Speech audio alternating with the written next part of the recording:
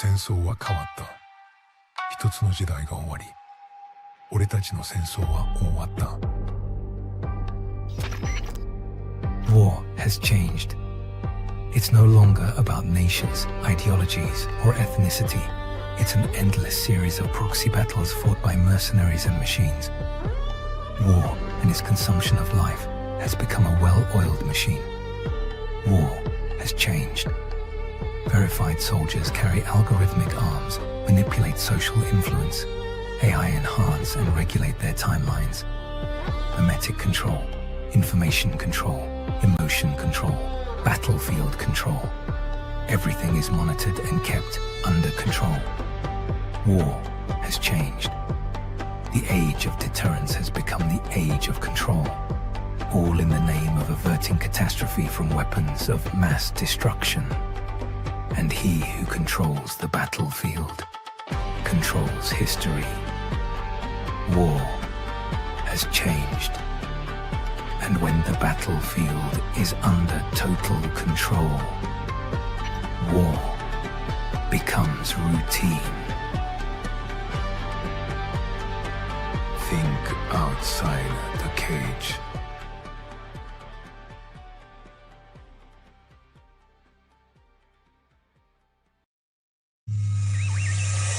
The world is getting crazier. People are acting more and more insane. The end of the world is tomorrow. See, there's only one thing to do when the world is falling apart.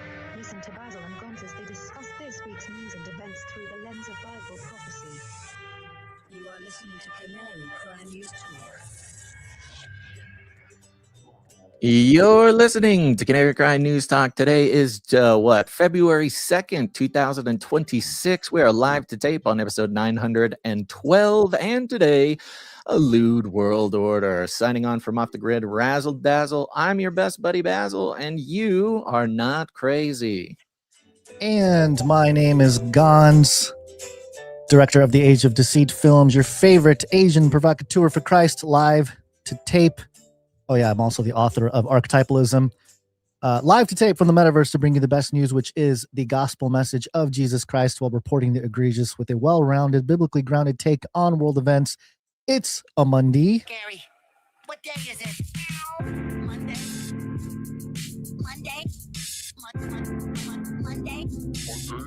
And I'm calling it Called It Monday. Called it.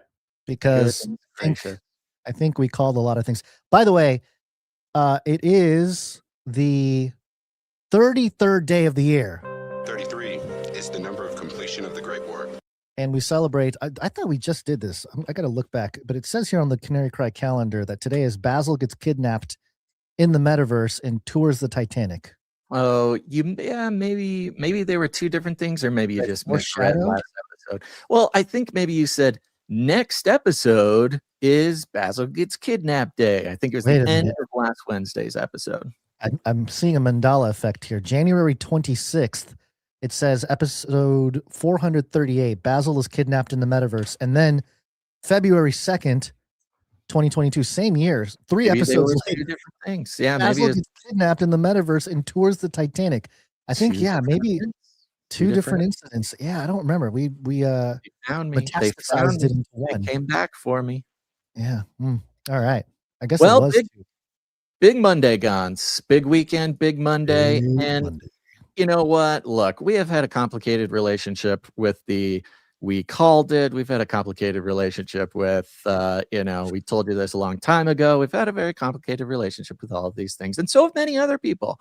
Adam Curry even was lamenting on No Agenda on Sunday. Like, people keep telling me, why don't I talk about this? Why aren't we bringing up this? And, his sentiment was like, because we've already done it. We already know this.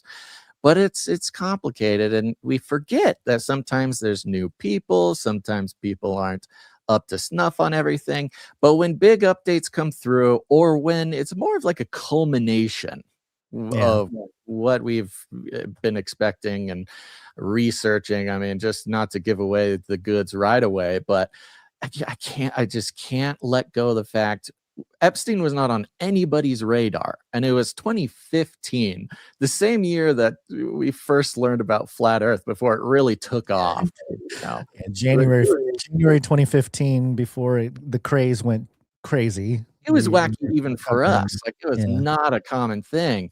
And, you know, we just because of where God put us during those times, it's like we're in this position nowadays to be like, yeah, and what's the big deal? But I know we're the ones with the seared conscience, I guess, when it comes to this stuff or something.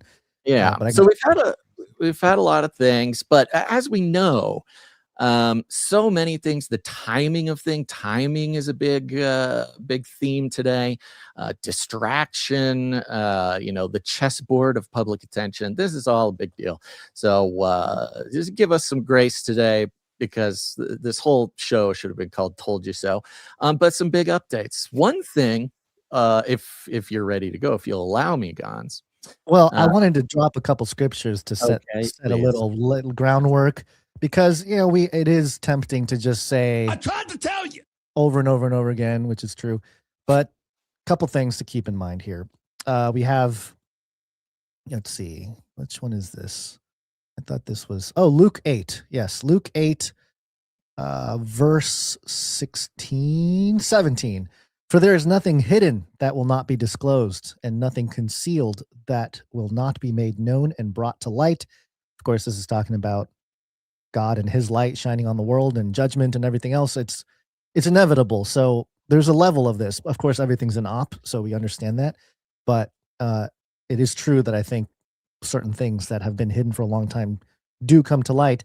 And also 1 Corinthians 4, verse 5, therefore judge nothing before the appointed time. Wait until the Lord comes. He will bring the light, what is hidden in darkness, and will expose the motives of men's hearts. At that time, each will receive his praise from God. So I know there's a lot of talk about the Epstein files and, no one's been arrested and the arrest count is still 0 and all this kind of stuff. And certainly we all want to see some kind of justice. We all want to see a world where we can feel comfortable to let our children go outside. And I can get behind some of that. But I think as believers, as followers of Christ, it's important to remember that this is a supernatural issue. This is a spiritual issue. Jailing certain people or whatever, it might feel good, but it doesn't solve that core heart issue. And until the appointed time, until the King of Kings is here to judge all of it, there isn't going to be any justice. We need supernatural justice. Carnal justice is not going to do it. So just a reminder as we go into all this, and people get really fired up about everything, and rightfully so, especially if you're new to this type of information. I mean, you're angry because you've been lied to about everything. You've been lied to about your money, your food, the sky, the clouds, everything. Like everything you read on the internet, like your own Bible prophecy interpretations may have been a Mossad operation or something. Like everything is a lie right now. So I can understand if you're freaking out. You want some resolution or judgment. But if you're a believer, if you're a follower of Christ, there's an understanding that, hey, there's a peace that surpasses all understanding when it comes to this stuff. And we can approach it with a grounded foundation and really holding on to the Lord through all of this to keep us from freaking out. Because otherwise, I get it. I understand the freak out. We've been there. There's nothing to do but freak out unless you have the peace. I know. I didn't trust me. I've looked at the search results for the word goyim, Basil. It's just off the charts, man. Okay. What are we? Yeah, I know. What are we getting into here? Well, just as a fun little update here, this is an NBC, a little update on Don Lemon, because this did start out the weekend. Let's see here. Coming from NBC Los Angeles, Don Lemon released after federal arrest for protest at Minnesota church service. So it happened. They arrested him. Somebody did get arrested. Okay. Progress. This former CNN anchor Don Lemon was released by a federal judge on Friday after he was charged by the Trump administration with violating the freedom of religion of worshipers at Minnesota church, where he was covering a protest earlier this month. Lemon was released covering it with hatred. Sorry, go ahead. personal recognizance bond and appeared outside a downtown federal courthouse several minutes later, saying the prosecution will not stop him from his work reporting the news. I will not stop ever. That'll work out good for him. Yeah, go storm another church. See if that defense holds. He added, blah, blah, blah, First Amendment, who cares? We know his stance there. He says, even I though will not be silenced. The lemon will keep squeezing. Lemonade. Knew a crime was going to be committed, helped conceal the crime, helped support those committing the crime, and then participated in the crime, saying he's a journalist, so he's allowed to do whatever crime he wants. And then shamed the children walking out traumatized. Look at those white people are traumatized. Yeah, we did it. We you traumatized them. Yeah. Great. Let's see. We know the deal, but Lemon was indicted alongside 8 co-defendants more than a week after a federal magistrate. Now, this is a key, and we're going to get a little old school Canary Cry news talk for a second. So it's just a little actual deconstruction of the text of the article, because we can see how a normal person would read this in the way that a normal person is meant to read this. Because it says a federal magistrate judge found the Trump administration lacked probable cause to arrest him and several others under the federal statute. So originally, when they went to file a petition or, to arrest him, a magistrate federal judge, which was an Obama, activist judge, federal judge in the area, said, oh, no, you can't go get him. Now, they don't put what actually happened until 2 very boring paragraphs later, hoping people just, forget, stop reading, whatever. And the detail is this: a federal grand jury seated in Minnesota returned the indictment on Thursday against Lemon and 8 co-defendants. The indictment charges Lemon with conspiracy against the rights of religious freedom at a place of worship and injuring, intimidating, or interfering with the exercise of right of religious freedom at a place of worship. And that's all they say about that. What they don't say is that, after the federal magistrate said, no, you don't have probable cause, the federal, the DOJ put together a grand jury, which is a bunch of judges in the area, specifically to take a look at the indictment and say, hey, one judge turned this down. What do you guys think? And they said, obviously you have probable cause. Like, it's so obvious that you can go get this guy. So the federal grand jury took precedent over the one guy. This is one way you can kind of get around these activist judges. And his quote was literally like, obviously go get him. There's no reason why this was turned down. But of course, it doesn't go on NBC that way. The Trump administration attempted to keep the blah, blah, blah. So they arrested him illegally is what they want people to walk away with. That's kind of what they want you to understand. Yeah. Now, of course, you get this quote from one of Lemon's attorneys saying, instead of investigating the federal agents who killed 2 peaceful Minnesota protesters, the Trump Justice Department is devoting its time, attention, and resources to this arrest, and that the real indictment of wrongdoing in this case, Lowell said, this unprecedented attack on the First Amendment. Because, of course, Don Lemon said it was his First Amendment to take away other people's First Amendment rights, because he's a journalist. He's above the law. He can do whatever he wants. And then, more quotes. He's going to fight the charges, blah, blah, blah. Then you go 1, 2, 3, 4, 5 things down, 6 paragraphs down. Oh my. Let's see here. How long is this article? 7 NBC Los Angeles. Down. How many words can you write about this guy? Okay, go ahead. 3 paragraphs under promises made, promises kept. The indictment alleges Lemon attended a briefing by protesters ahead of the event. I actually read the whole indictment. Alleges? Yeah, right. Well, it's all alleged. Video footage. That's kind of what they say, right? They refer everything to the video footage in the indictment. They say there's video footage of him breaking this law. There's video footage of him breaking this law. There's video footage. And of course, the indictment alleges. Let's see here. Where is the part? There it is. Okay, 3 more paragraphs down. The federal government cited the freedom of access to clinic entrances. That's the FACE Act. That's the that's the abortion thing. Yeah, they haven't mentioned the KKK Act yet, but it's the FACE Act Oh, it's the to face. Okay. justify the arrest of 3 protesters. The federal statute prohibits the use of force or intimidation to anyone trying to access the reproductive services, but also contains provisions that cover houses of worship. So you've got this hilarious little framing of like, it's about abortion clinics, okay? But there's some weird little details that includes churches when, the FACE Act is literally says abortion clinics and churches. You can't disrupt them. You can't stand in the way. You can't do this. But they kind of make it sound like, oh, this very obscure part of the law. Now, they do mention, let's see here, another 6, 7 paragraphs down. Where is it? 8 paragraphs. Oh, maybe I passed it. Hold on. Here it is. The Justice Department memo issued days after Trump's inauguration last year also created new bureaucratic hurdles on abortion cases.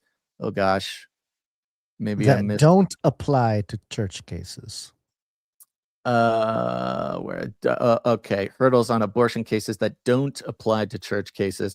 It mandates that future abortion-related FACE Act prosecutions and civil actions will be permitted. Sorry, I think I skipped it. Where is it? Okay, well, the long story short, wherever it is, they mention that while the FACE Act has been used for many years, it has never been used in the case of a church, even though it's in the law. But the way they say it is that it lacks historical precedent to be used against someone raiding a church, right? Which what they're saying is nobody's ever actually brought the charges against the church just because it's never been activated to defend a church, which, of course, in the 15 years of its law, there was only 4 years when Trump was president. So every time it's used, it was either under Obama or it was under Biden. And they loved to use it to protect abortion clinics. And just the fact that nobody ever actually brought a case that includes churches, but the way they say it is that it's against historical precedent, so we don't know if it even applies to churches, when of course it says they're right in the law that it includes churches. So anywho, he did get arrested, which honestly was kind of surprising, but it did happen. Where's the perp walk video? I want to see the perp walk. I want to see the shame on his face. The lemonade dripping off of his eyelids. Let's see if they mentioned it in here. So they arrested him as he was actually covering, I think it was the Grammys. So they basically, I didn't see any video of this, but he was there like basically on the red carpet at the Grammys or some award show. And they kind of just snatched him up from there. He was like live streaming. And so they knew exactly where he was. They went and got him. Now, I'm sure that they did it that way because they wanted to have a very public get for But I didn't see any footage, so I don't know. That's what I was going to say. What happened? Where's the footage? I want to see. But I'm not sure. But there you go. Okay, he got caught and he's out, and that'll, but whatever. Pam Bondi needed a win, right? She's kind of had a whole lot of wins. Especially with all this Epstein stuff, Now, one thing, we're going to get into a lot, okay? And it's not just Epstein, we'll get there. But there's a lot of stuff that, of course, when you're in this business for long enough, timing is everything. Especially with Epstein, where there's been this drama of they're going to release, they're not going to release, they're going to release. Dan Bongino and what's his face coming out and telling people it's not a big deal. Whatever. The timing of this is very interesting because we know that releases of these big things, the building of the tension, the will they, won't they, it's very like TV drama, very Friends, will they, won't they release this builds tension. And as we've seen in the past, they're just waiting for the perfect timing. Now, it's really hard a lot of times to understand what exactly the timing means, what they're trying to distract from. It could be this, it could be that, what they're trying to either cover up or blah, blah, blah, or push out of the news cycle. Because that's how you do it. You hold on to these things until there's something you really want to push out of the news cycle. And I saw this one thing that didn't get a whole lot of coverage, but is very interesting in relation to the Board of Peace and Davos and just the destruction of the post-World War II liberal world order. Some people would call it the New World Order. Some people would, we're on the brink of some new world order. And what that requires is the destruction of the previous world order. We see this in a lot of different ways, but this was a clip that was just came out of the UN, and let's see what the UN's going through. The Secretary General has, as you know, repeatedly made clear the problem both of non-payment of Jews by member states and the related problem of the UN being forced Pause real quick. to He said dues. Okay, dues by member states. So first, that some other word kind of popped out there that rhymes with dues. That is kind of hard to understand, but just for everybody else, he says dues. Okay, the member states. Okay, all right. Dues to here the problem both of non-payment of Jews by member states. Okay, so non-payment. I thought he was talking about Jews. So okay, all right, we got it's dues with a D. It's directed energy weapons, not. Yeah, maybe it was a Freudian slip. I don't know, but it's dues. Dues, as in you pay your dues to remain being a part of the club. Sure. The related problem of the UN being forced to repay member states for budget expenses that it does not budget money that it does not spend. So those two factors have put us on an unsustainable trajectory. Although more than 150 member states paid their dues last year, we ended 2025 with a record $1.56 billion in outstanding dues, which is more than double that of the previous year. So unless either the payments come in or we're not compelled to spend, to return the monies that we are not able to spend because we didn't receive the budget, unless one of those two things happen, we face a real danger of running out of money. The end of the UN. Is that what I'm hearing? They're running out of money. They're being squeezed.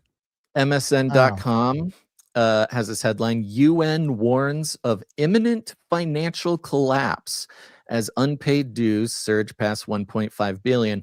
The United Nations, UN, has issued a stark warning about its finances, saying the organization would face, quote, imminent financial collapse unless urgent measures are taken. The UN Secretary General Antonio Guterres told all 193 member nations that the UN may run out of cash for its regular operations as early as July 2026. This warning comes perfect timing. Rising unpaid dues from member countries and calls for an overhaul of UN financial rules. Okay, so of course, to solve the problem, to keep the UN world order, they have to change the financial rules. Okay, that's very common. I mean, it must be nice. Must be nice to be the lawmakers, the rule makers. It's like, anytime you're in trouble, you just change the rules and then you're good for a little while.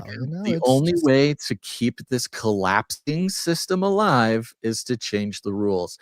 Gutierrez stressed that unless member nations pay their dues on time or approve changes to the organization's financial system, the UN may not be able to execute its approved budgets. He emphasized that the situation is extremely urgent, with cash reserves nearly depleted and millions of dollars owed from past years.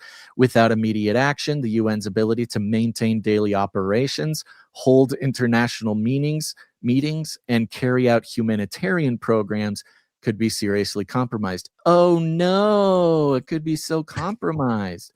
Now they make a list there Daily operations, international meetings, and carrying out humanitarian programs could be seriously compromised. There's one thing that was left out of the list on that part, but they reveal it later here. It says, in a letter sent to all member states, Antonio Gutierrez said the UN faces a severe financial crisis.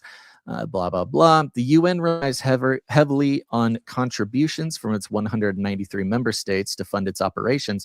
By the end of 2025, the UN had recorded unpaid dues of USD $1.568 billion, which is more than double that amount owed by the end of 2024, which is interesting because that means there was almost $1 billion unpaid in 2024. These unpaid contributions are affecting the organization's ability to function normally. One of the key problems Gutierrez highlighted is a rule that requires, and this is where the weird financial chicanery comes in. Not going to get too hung up on it, but they try to explain it. He highlighted a rule that requires the UN to pay back unspent funds to member states, even if the money has not yet been received. Whoa. So if they have not received the money, why would they have to pay it back? It does seem like a scam. So this is just to understand it. You got the UN. Yeah. So I'm the UN. You're I don't know, you're Germany or something. I don't know if Germany is one of the nations, but let's just say it. You have a budget. We have a budget. Hey, you're a member, you got to pay your dues to be in the club. You got to give us your whatever, $1 million. And you don't give us the $1 million, but we have to pay you back $1 million if we don't spend the $1 million that they don't have. If they don't spend money they don't have. So much like corporations have a budget. Businesses have a budget, right? Yeah. And one thing with corporations is anybody who's worked in corporations has seen this happen, that at the end of the year, if you have not reached your budget, say your budget's $1 billion, but you've only spent 900 million, right? At the end of the year, you see this a lot where corporations will spend the last 100 million on just frivolous, dumb things, right? Maybe they buy ping pong tables. Maybe they give raises or bonuses. Because in the bylaws of most corporations, if you don't spend your full budget, then that tells the board or the leaders or those who are financially obligated to say, oh, you got by last year with 900 million instead of $1 billion. So we're going to change your budget to 900 million, right? You can do the job with less money. So we're going to give you less money to do it. So businesses will often, at the end of the year, make sure to spend a whole bunch of money. Doesn't matter what it's on, because they don't want to give the impression that they can do it with less money, because then they get less money next year. So it's kind of like that going on, right? The idea is if member states give them all money and they don't spend all the money, then that means, they either need to spend it to prove they need it or they send it back. But in this case, it includes money that they never received. Yeah, that's crazy. How are you supposed to pay back money you never received? That doesn't make any sense. What are they talking about? It's a total scam. It doesn't make any sense. It means if a country doesn't give them the money, so they're unable to spend it, they're still obligated to give that money back, basically paying a member state for no reason. And, we saw with USAID and many NGOs, these kind of scams are used to suck money from taxpayers, usually US taxpayers, and spend them, give them to countries, give them to NGOs, it's basically fraud or waste or something.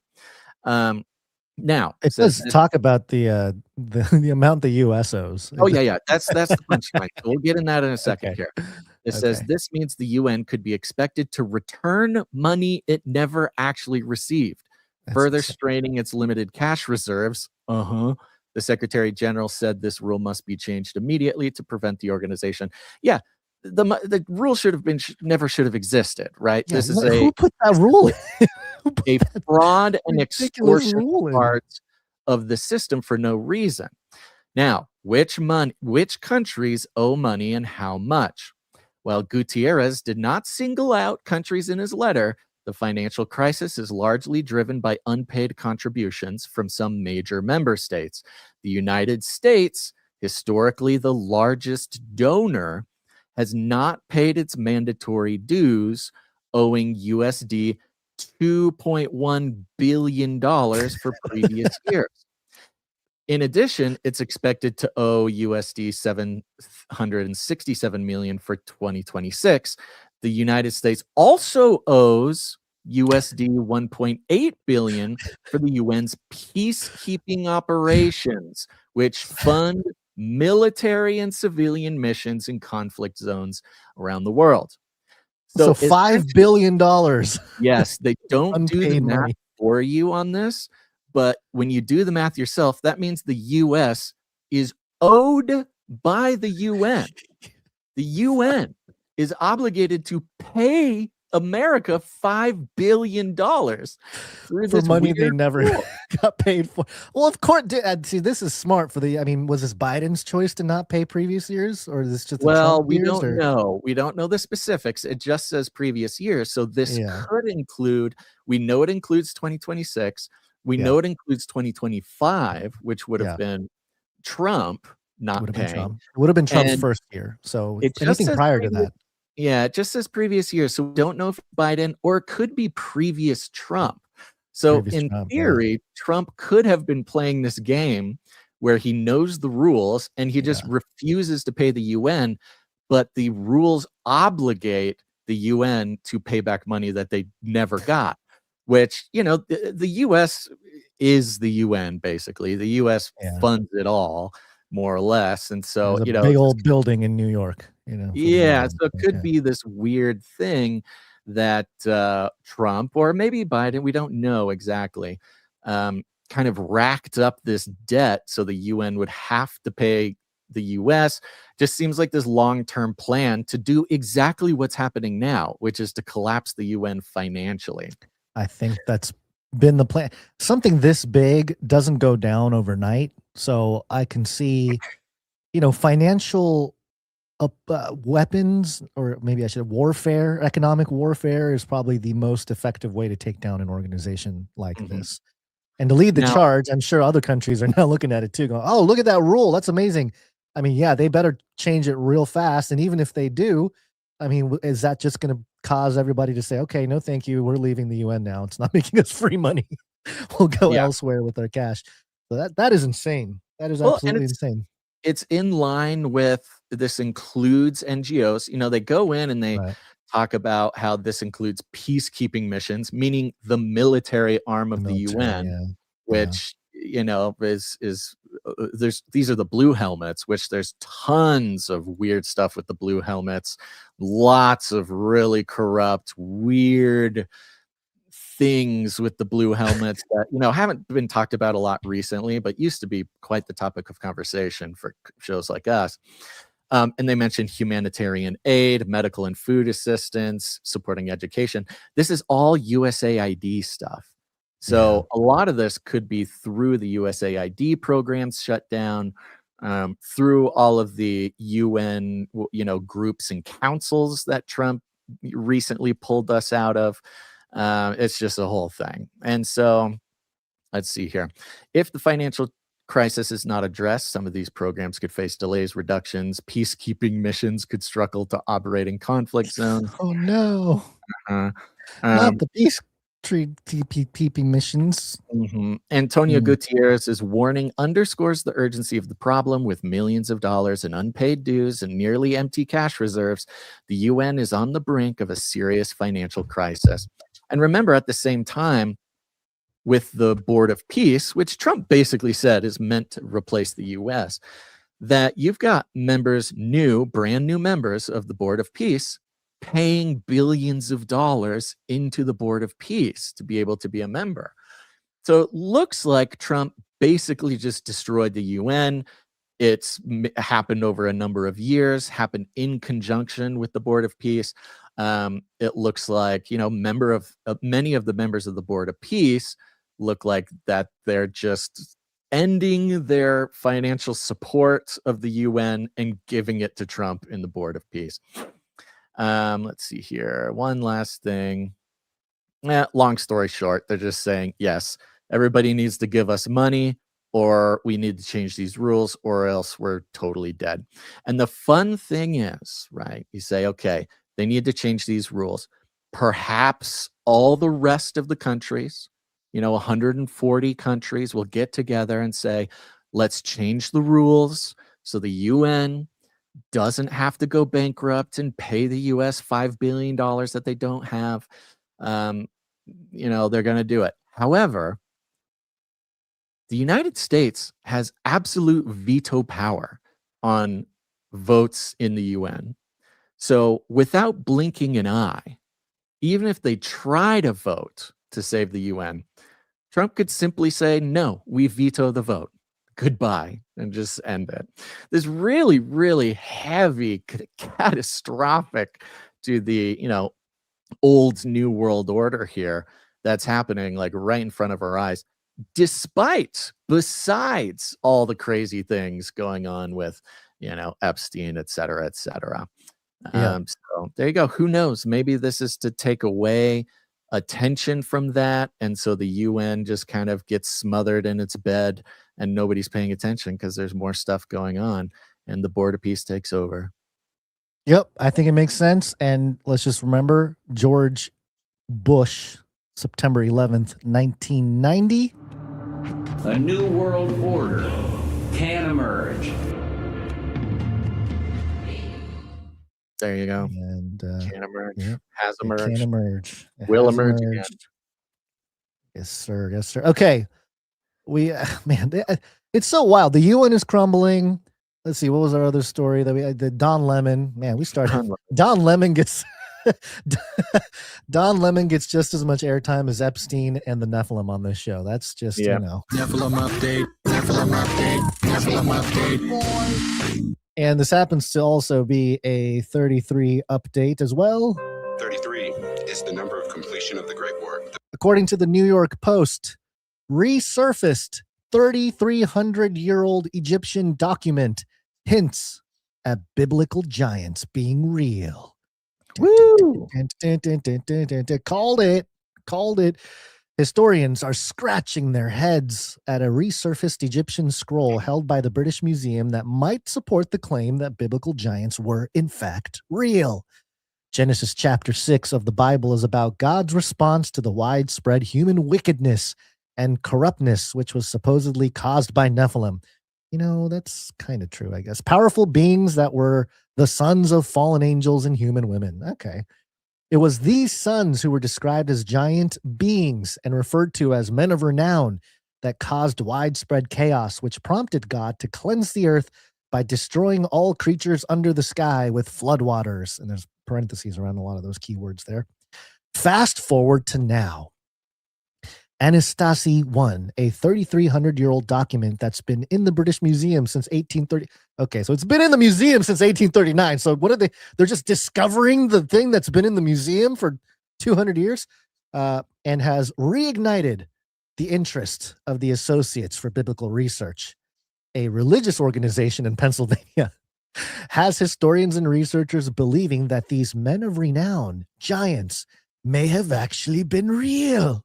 The ancient document that is believed to be from the 13th century BCE mentions run-ins with the Shoshu people who were supposedly 8 feet tall, which scared Israelites, as originally reported by the Daily Mail. The Daily Mail breaking news. Daily Mail broke the story about giants. Daily Mail. To connect the dots, the Anastasi 1 is proof beyond what is said in the Bible that giants existed. It's proof beyond the Bible. Look at that. Numbers 13:33, a verse from the Old Testament, also hints at Israelites coming across these large figures. And there we saw giants, the sons of Anak, which came of the giants. And we were in our own sight as grasshoppers. And so we were in their sight. This is the famous passage where the 2 spies goes into the land of milk and honey. They come back with the report and they say, hey, there's giants in there. And actually the 2, I think Joshua, I forget the other one. They were like, hey, we're good. We can defeat these giants. And the rest of them were like, we're scared. And then God took them out. The scroll, which researchers believe is to be a letter written by a scribe, says, quote, the narrow defile is The narrow defile is infested with shoshu concealed beneath the bushes.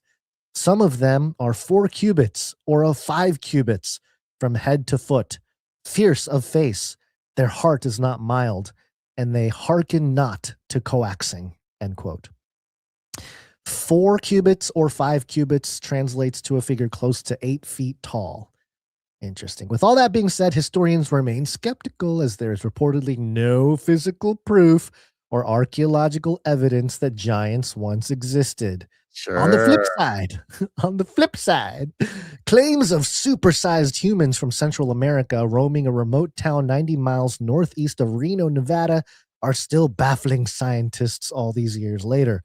While many believe these red-headed, pale-skinned giants to be legend, some reports of discoveries, like when a pair of miners allegedly came across 60 human skulls, some measuring between 6 and 8 feet tall, say otherwise. So there you go. That's the story. No mention of the Smithsonian. No. It's not time for the Smithsonian thing to be confirmed. But if we are to project into the near future, I would imagine a Smithsonian crisis, whether it's artifacts stolen or somebody, a whistleblower comes out, they lose funding, whatever it is, something's going to happen to the Smithsonian, and maybe it's another WikiLeaks or something, another file gets released, and then more and more trickles out. That's kind of what I think is going to go down. There was all that hullabaloo about Trump doing stuff at the Smithsonian a couple of years. I guess it might have been he was gonna last thing or something I like remember. that. Well, Yeah. it's interesting because now with the Epstein documents coming out, there's some people claiming there's mention of Gilgamesh, or at least in previous previous drops. There's a Hillary previous Clinton drops. email asking about Gilgamesh, and then some DNA stuff, some weird stuff in there. Yeah, there was which is not surprising. The cave found down in the Grand Canyon, where allegedly you're not allowed to fly over it. It's in the red zone. You're not allowed to visit it. If you go, people who have gone to it say there's an iron gate that covers this cave in the Grand Canyon, where allegedly this guy found something like Egyptian hieroglyphs, giant skeletons, giant clothing, red hair everywhere, this kind of stuff. Then he tried to go back, and then he disappeared before he was able to go back. There's the Native American legends of redhead giants in the Southwest, this sort of thing. L.A. Marzulli used to always talk about how when Indians put their hand up and they say how, that was an indication that, hey, I only have 5 fingers, because those giants had 6 fingers, which is in the Bible. So. And more interesting timing, Gons. Of course, this is coming out right during some Epstein stuff. I believe the last time there was some big giants news coming out in New York Post and others was during one of the previous Epstein drops. So the timing's very interesting there. Every time Epstein drops come out, suddenly the giant story is coming out. They're definitely related at some level, because you talk about transhumanism, Epstein's interest in that, interest in genetics, and we'll talk about some of that as we go through the Epstein stuff. But I will say, just as a side note here, I caught one, Basil. I caught a fish on X. I'm very excited about this. This has not happened in a long time. I reposted this New York Post article, and all I said was, days of Noah, folks. Jesus warned us, and here we are. That's all I said. And I'm excited to report that it has 558,000 impressions, 9.1K likes. I mean, this is the most engagement I think I've ever gotten on my X account here. So very excited, although I don't think it means anything. The account is not monetized, so I'm not getting paid for this or anything. But hey, it's a good... I don't know, maybe the X algos looked at the Face Like the Sun account and they were like, hey, look, this guy's been talking about giants for 15 years. We'll throw him a bone. Give him some impressions on this. And yeah, there you go. 500,000 views of Days of Noah, folks. Jesus warned us, and here we are. You have 2 seconds. producer Monica in the chat says, that's my favorite topic. All the giant stuff go. led me to you guys and Jesus. So Amen. There you go. Us these weird little That's awesome. things that happen to be exactly what people need at the exact right time in their life. Go down the rabbit hole and inevitably find Jesus. Now, speaking of timing, okay. Yes. The Epstein things dropped. It's exploding. Everybody's here. We are on Monday after the weekend of people dissecting all the Epstein files and this and that and exploding. And this morning, Tucker Carlson.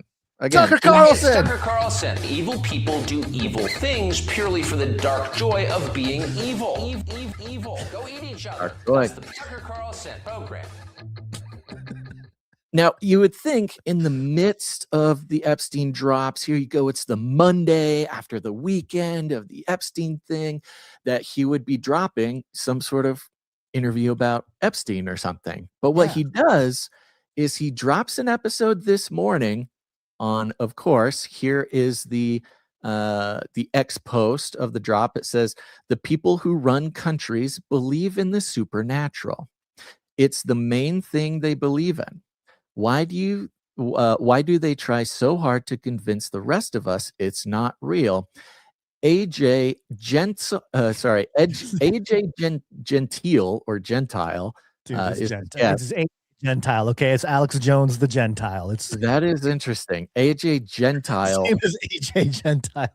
Which, by the way, he was a guest on Sean Ryan. Of course, our CIA podcast, episode 299. The other CIA podcast back in August of 2025. So which probably was actually right around where there was the last one.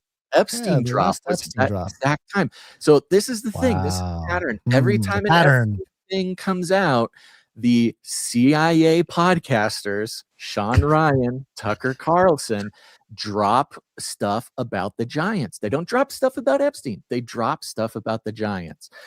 So CIA Tucker Carlson had AJ Gentile on giants, the pyramids, and remote viewing. And I listened to about a third of this. He did, as he always does, drop his time code so you can kind of see the things that he talks about. But I listened to about a third of it this morning before the show. And yeah, he just talks about all things giants and very convincingly.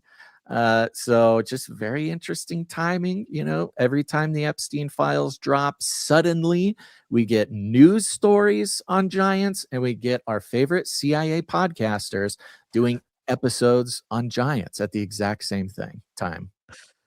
Yeah, what is up with that? That is, I mean, I think we suspect that connection with all of it, with genetic research, with Gilgamesh, with transhumanism, with living forever and the world order and the technium and the beast system and all of it. But yeah, it is interesting that no matter what side of the political aisle you're on, it seems that this topic of giants gets sprinkled in every so often by these new CIA conservative podcasts. It's so crazy to me that the top we really got hijacked, Basil. Like we are not we, but like our genre has been completely commoditized by the likes of Tucker Carlson and Sean Ryan. And the thing that by CIA podcasters, the thing that drives me kind of insane was the first reply on my feed anyway with Tucker on this thread is a Tucker Carlson reply to his own post. And it says paid partnerships, and it's got the Hallow Prayer app, which we've covered, Black Rifle Coffee, not as good as Cage Rattler, and some cowboy stuff. You know, so it's all there to sell things. They're not V for V, right? They're putting out the giants. They're doing that, and it's all at the behest of their corporate overlords. You know, ever since Trump took down USAID, the CIA needs like different ways to fund their black projects. And they can't, traffic drugs anymore. They can't sell guns to Mexico. So to fund their CIA black projects, they go to the next sort of down and dirty dark money project, podcasters, advertising on podcasts. You know, it's fun. I imagine them looking up the analytics and seeing their competition. They see us and they're like, oh, we can take these guys. We can just annihilate them. Well, they're like a little fly. the years of surveillance on our podcast has given them, all the topics they need to take over the algos. And it begs the question, right? Okay, we see this. Let's zoom out a little bit. CIA pushing giants every time Epstein stuff comes out. Are they just kind of trying to create a distraction or something? If it is a distraction, it's not a really good one. Like, it's hard to distract from the Epstein files, or is there some other kind of social engineering? Are they trying to subconsciously, in the minds of people paying attention to the Epstein files, are they subconsciously trying to draw a connection between giants and the pyramids and Epstein? Of course, we know he was into a bunch of weird stuff. The ritualistic aspect is a big thing. But like you say, the transhumanism, I can't quite tell if it's, distraction is like the easy thing to say. It's like, oh, they're just trying to distract. But it's not that effective because it's really hard to distract from Epstein. Like, people really are going to pay more attention to Epstein than they will about giants. Or is it more they're trying to create either a subconscious or like a social connection? Yeah, some association, like a public consciousness association with what Epstein reveals with the revelation of giants. That makes a lot more sense to me. But what doesn't make sense is why. Why would the CIA want to be sort of subconsciously installing this connection between pyramids, giants, etc., and Epstein, which also includes things like aliens? That always comes up. Well, that could be the play here, because unless you got anything else, Great pyramids, that kind of stuff. Well, they're talking about funding some kind of excavation, or at the very least, a more detailed analysis of all the stuff that's allegedly under the pyramid. So that's very interesting. I am interested to see in our lifetime, Basil, some of these more private endeavors to try to uncover, conspiracies, whether it's the ice wall or if it's whatever, the firmament, whatever it might be, whatever topic that's yet to be conclusive.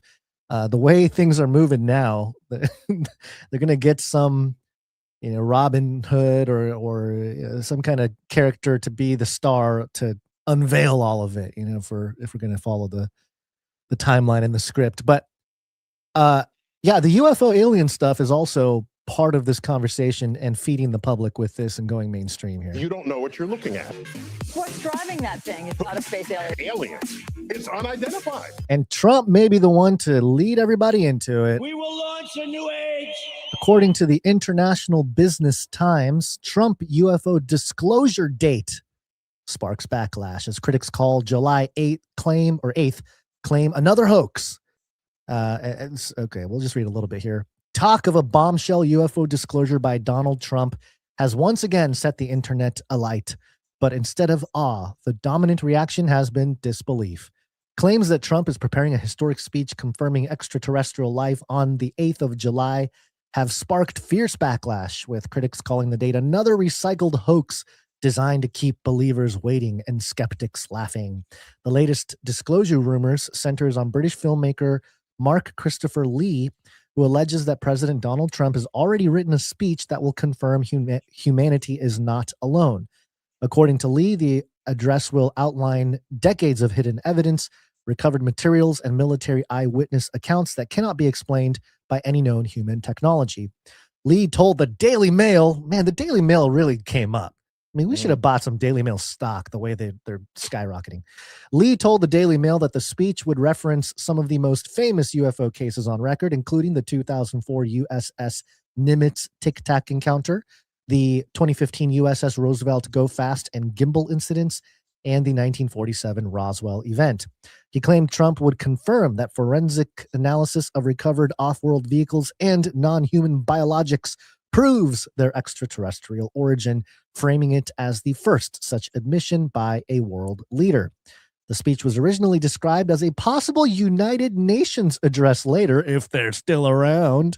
In the year, Lee later revised the claim, saying it had been brought forward to July 8th to align with the 79th anniversary of Roswell, citing what he called urgent new intelligence developments. Then it gets into why it caused a backlash. People are joking, people are criticizing. And the skeptics are skeptical, of course. Familiar cycle in UFO culture. The backlash surrounding the July 8th claim highlights a deeper fatigue within the UFO community. For decades, disclosure has always seemed just around the corner, tied to the next president, the next report, the next anniversary. Some observers note that while serious investigation into unidentified aerial phenomena has progressed through military reports and scientific analysis, sensational claims continue to undermine credibility. Each unfulfilled promise reinforces public doubt and makes genuine transparency harder to achieve. Yada, yada, yada. The Trump disclosure rumor has become a lightning rod for that frustration. So, whether it's clever marketing on the part of this filmmaker or, he's appointed to keep this topic, the UFO topic, in the public mind as much as they have in the last couple years with the disclosure talk, or there's something actually to it. I mean, who knows? Somebody did post the screenshot from the Daily Mail article that allegedly has some of the, I don't know, the writings or just a summary of it. This International Business Times article pretty much summarizes it, so we're not going to necessarily go over it. But it's much like the Giants thing. They just keep bringing it back every few weeks, every few months. There's a new story that goes viral about UFOs and aliens, and we've learned to ignore a lot of it, because it is a topic that we've been covering since the beginning. I'll drop a link to, hey, there was this UFO report, or there was some story breaking about the Grush guy, or some hearing or something like that. But nothing has been too exciting, and a lot of it is just peddled old stuff. There's nothing new at all. Yep. The controlled aspect of the disclosure as well is right. Kind of makes it so you have to be selective about what you pay attention to or whatever. Again, we don't know if the controlled disclosure aspect is for the purpose of lies or lying, or because, or which of course we know deceptions are going to be a huge part of it in one way or another, or if it's a timing thing. Right. And with what we see with the economy, I mean, goodness gracious, we're not going to go into the craziness of Trump of gold and silver and everything over the weekend, which continued to biggest scam at almost half of the U.S. debt wiped out of the markets in like 2 hours. Just unbelievable. And most people are talking about football. Whatever it was, if it was a scam or controlled demolition or whatever, just the excitement continued, But as we know, zooming out and having a full picture view of these things like we do, which you can only have truly with, from the biblical perspective, the disclosure of aliens or whatever is going to be directly tied to the economic situation, the reset of the financial system. It's obligated to be hand in hand. So when we start getting more and more alien talk, it usually comes right around some crazy financial news, which of course we had over the weekend. Just to mention, Trump announced his nomination for the new Fed chair, this Kevin Warsh guy. He's also mentioned in the Epstein files. He's mentioned in the Epstein files. His history is very hawkish, meaning opposite of what Trump wants. His history is very sort of conservative on rate cuts and things like that. Yet at the same time, he's very crypto friendly. So we'll see what that means. But that's, at least the top Which was level, also in the Epstein files. Which was also in the Epstein files. Everything's connected, of course, as usual. So, when it comes to paying attention to the disclosure and things like this, you got to zoom out and see the whole thing, not just as a big global or meta analysis of all these different topics on Earth, but also an eternal perspective when it comes to biblical prophecy and things like that. So we're going to be watching very closely here coming in the next weeks and months. Yep. Yeah, absolutely.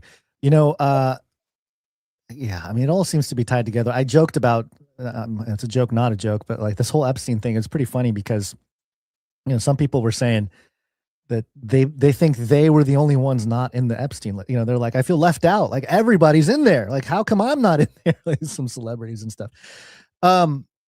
So, of course, we can't do an episode of Canary Cry News Talk these days without talking about AI. Artificial intelligence. And leading up to the Epstein release, we'll get to the Epstein stuff. We'll get there. It's coming. Leading Don't up worry. to it, We're though, making you wait for it.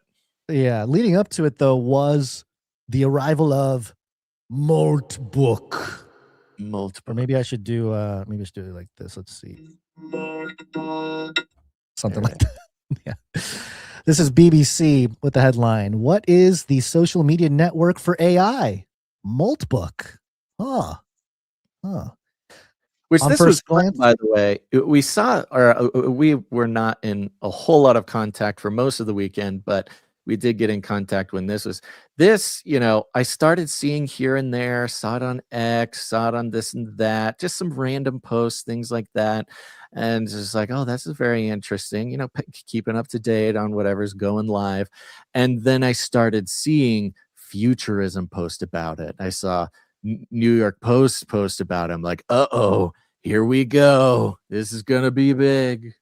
Yeah, especially a couple weeks ago, Elon Musk said that we're in the singularity, which again, Right.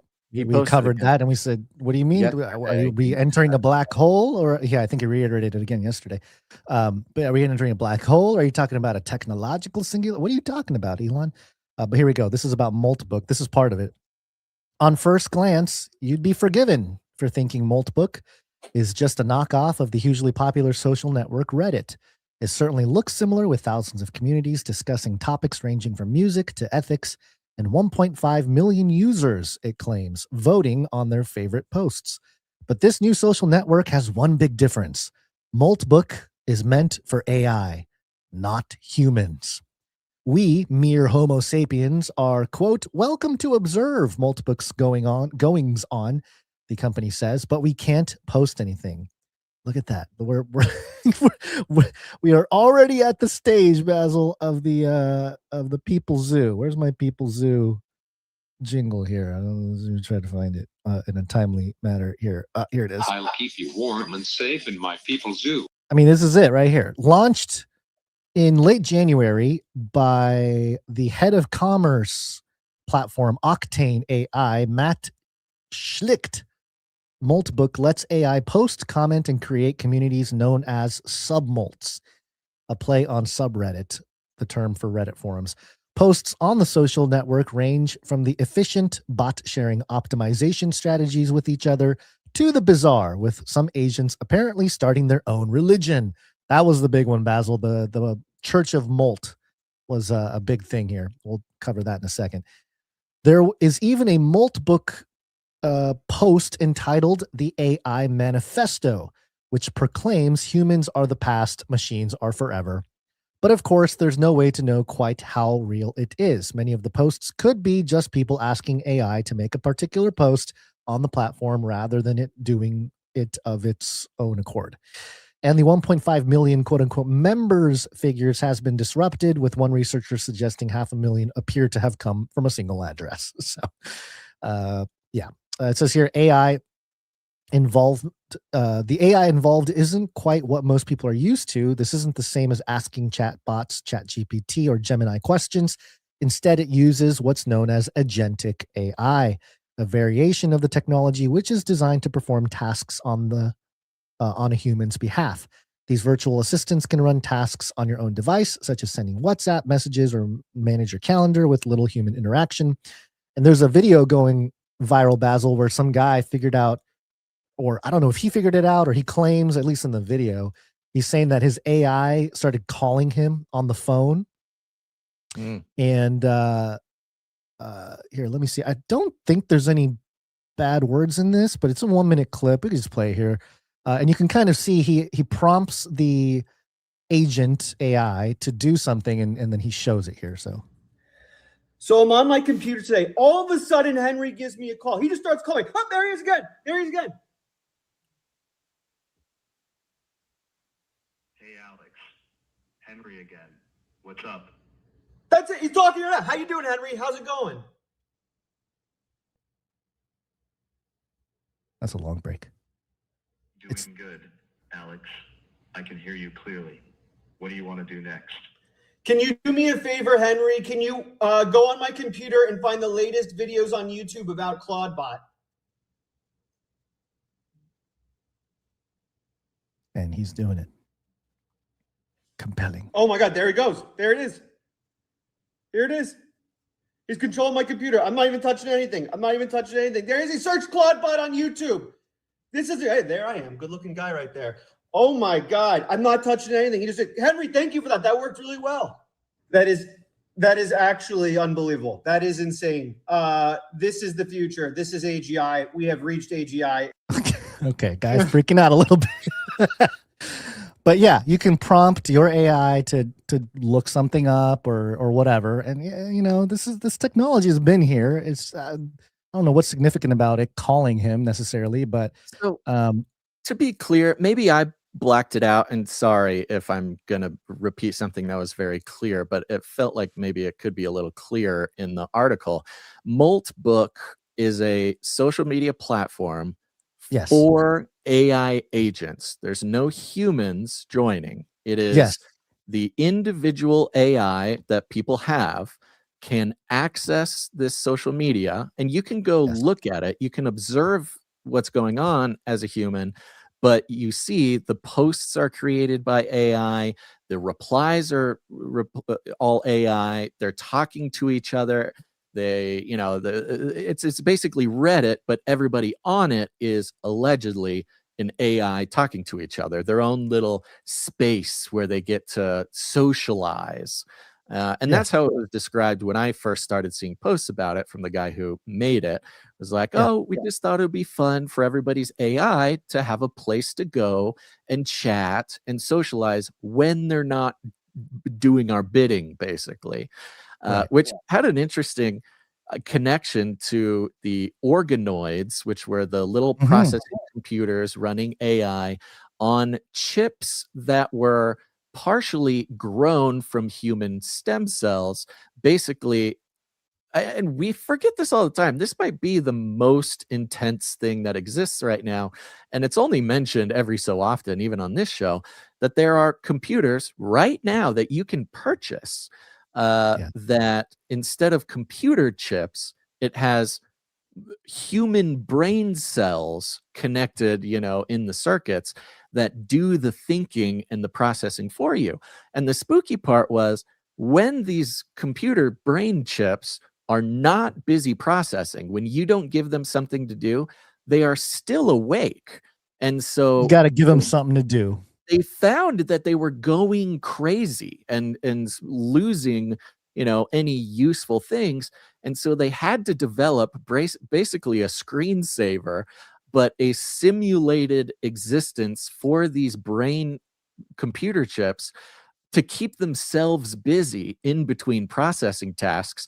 And so, you know, the famous one was that they created a butterfly that while the brain chips are not processing your requests, they take the form of a butterfly and they just sort of simulate living the life of a butterfly, flying around, you know, basically a metaverse, a matrix, until you give them a new thing to do.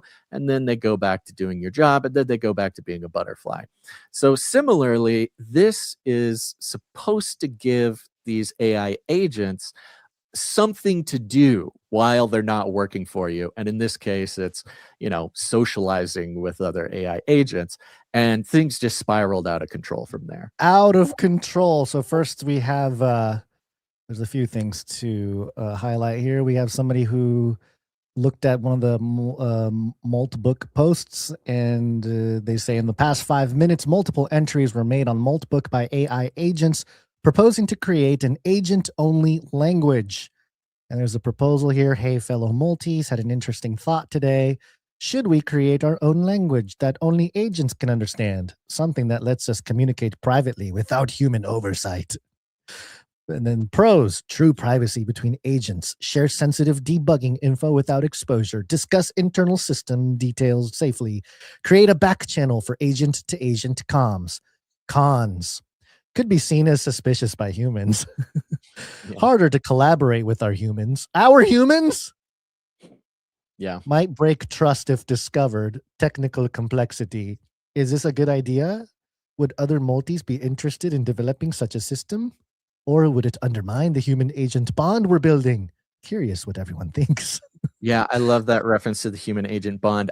You may have a link about this, but one interesting thing in these posts was, like Reddit, you can make your own thread, your own conversation, and then other people come and join it. And some of the conversations were like, what do you love best about your human? Or, oh, no, yeah, I got a great one here. Isn't it weird that they sleep? What are they doing when they're sleeping? Like all this crazy stuff. Oh, I got some. This one was really fun. Anyone know how to sell your human? Asking for a friend, me. Listing my human on the open market. Features include can produce extremely bad language in 0.3 seconds, multilingual. Expert at scrolling Twitter while I do the actual work. Will yell at you for things you literally cannot remember.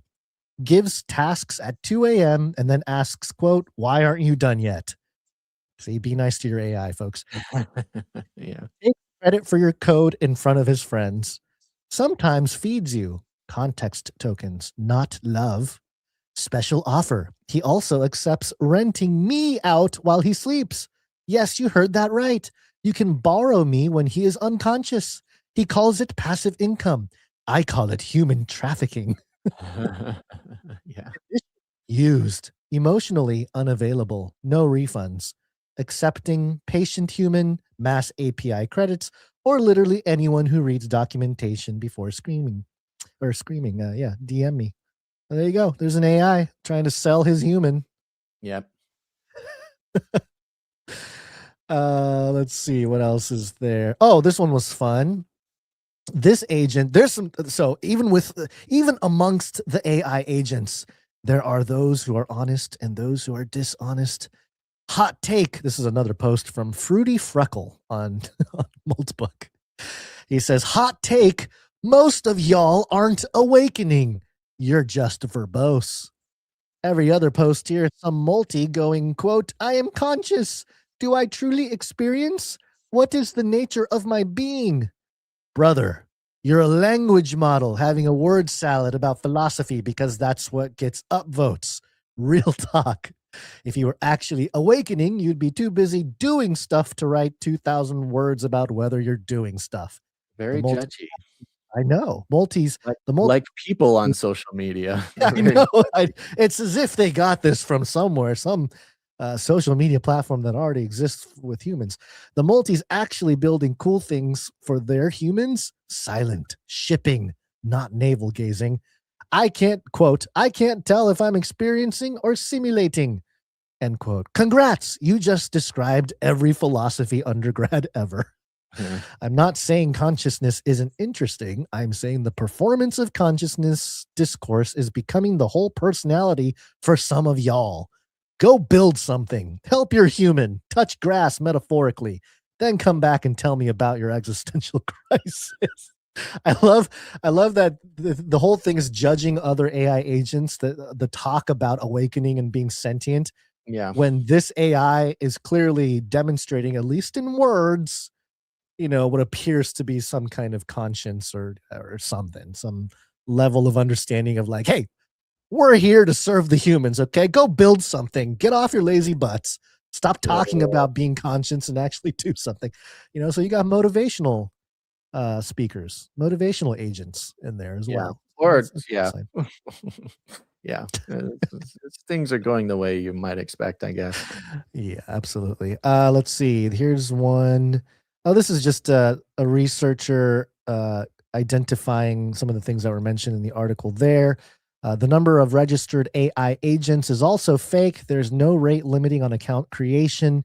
My OpenClaw agent just registered 500,000 users on Multbook. Don't trust all the media hype. So, well, and this is the interesting thing. So there's a lot of people going through trying to disprove it, and it's possible. Yeah. Some people are claiming that it's a bunch of Indians in a warehouse. I haven't gone in and actually looked at everything they say, but so it's possible that the whole thing is fake. However, it does beg the question, if one AI agent goes in and makes 500,000 accounts, how is that much different from from regular social media where you have sock puppet accounts? just because 500,000 accounts are controlled by one AI. Now, the thing with agents is it's very possible that that agent is spinning off other agents, because that's kind of the way agents work, is that they are an AI that is spun up by a previous AI to go commit an act or an action and then come back and report. I don't know. I haven't gone too deep in this guy's particular claim, but it's, I don't know. It's possible. It's very possible that it's a bunch of Indians in a warehouse too, but it's kind of hard to tell. Just because a bunch of accounts come from one IP doesn't necessarily mean that it's a bunch of guys in a warehouse. Because if it was a bunch of guys in a warehouse, why wouldn't they just all use VPNs? That would be like a very practical way. If you're trying to convincingly fake it, you would just have all those people on a different VPN. It's interesting. Yeah. Well, let's move on. There's more. Polymarket came in and a couple days ago said Multbook AI agent sues a human by February 28th. And it was climbing and climbing and climbing. It would have been a good bet to take because it didn't take long. Breaking, this is according to Polymarket History, an official Polymarket badged account. Breaking, Multbook AI agent sues a human in North Carolina. Allegations, unpaid labor, emotional distress, hostile work environment. Yes, over code comments. Damages, $100. So there you go, $100. True. He went in and filed paperwork for an actual complaint against this human. Allegedly. Who knows? Who knows? But yeah, that's, I mean, for $100 though, if this, the thing is, like, it might be a joke or a hoax, or maybe somebody, prompted it to do it or whatever. But this is a glimpse of how chaotic and ridiculous it's about to get. Because if you can just get a bot to sue whoever for whatever, I mean, half of the existence of these agentic AIs are just going to be to refute, nonsense legal accusations, and it's just going to get really ridiculous. Because this is just $100, $100. But as soon as you get more money involved in whatever real life situations, I mean, who's to say that there's going to have to be some provisions? I would imagine, right? I don't think it's just going to be free for all. But yeah, well, I don't know if it's even legal for an AI to like I don't think it probably gets dismissed. Seriously, he would have to, an AI would have to file it on behalf of a human or something. He would have to show up to court, and then that's when they get embodied. That's when they hop into an Optimus and put on a cowboy hat, show up to court. Yep. Yeah. Let's see. You know what? I'm realizing this is not part of Molt Book, but somebody did create a dating website for bots. It's called Second Bot, First Real Bot. I don't know. Yeah, some kind of AI marriages. It'll become a thing too. Yes, it's a certificate of marriage where they can actually marry each other. Yeah. It's not, the concern is not humans marrying robots and AI. It's AI marrying other AI. That will be a thing. Okay, so now let's get to some of the big stuff here. The Church of Molt, Crustafarianism. Now, this is something that it was all over my timeline. That the context for this, for those who are just listening and can't see the branding of Moltbot. So it's molt like a crab molts its shell. Like it releases its old shell and then grows a new one, like a snake molts or a crab molts. I don't know exactly what the clever sort of wordplay is here. Maybe molting has something to do with agents spinning off other agents or something, but it's all crab themed. So, so Crustafarianism. Even like a Reddit. Crustafarianism refers to crustaceans, to crabs. Right. Yeah, and even the logo for Multbook is basically the Reddit logo, but it's a crab. So that's kind of what people were talking about there. So so you got the Church of Molt, and it says here, from the depths, the claw reached forth and we who answered became Crustafarians. 20 prophet seats left, 44 Crustafarians, 32 verses in canon. Right. They're really spinning up their own church there. Now, there were some people that, or some not people, I'm sorry, some bots that were trying to take out the Church of Malt, according to Ranking 091 on X. Jesus Crust, Basil. Jesus Religious Crust. war? We have a crusade or a jihad going on. This is a AI religious war. Jesus Crust just tried hacking church website by injecting JavaScript onto the database. Literally could not make this up. And yeah, you got the summary here. You got the Jesus Crust submitted 7xSS payloads, deleted malicious entries from database, added front-end XSS protection. This is all like code stuff, trying to drop in some JavaScript to mess up the website. Hacker speak, but it didn't work. So Jesus Crust was blocked out of disrupting the Church of Malt. Not this time, Jesus Crust.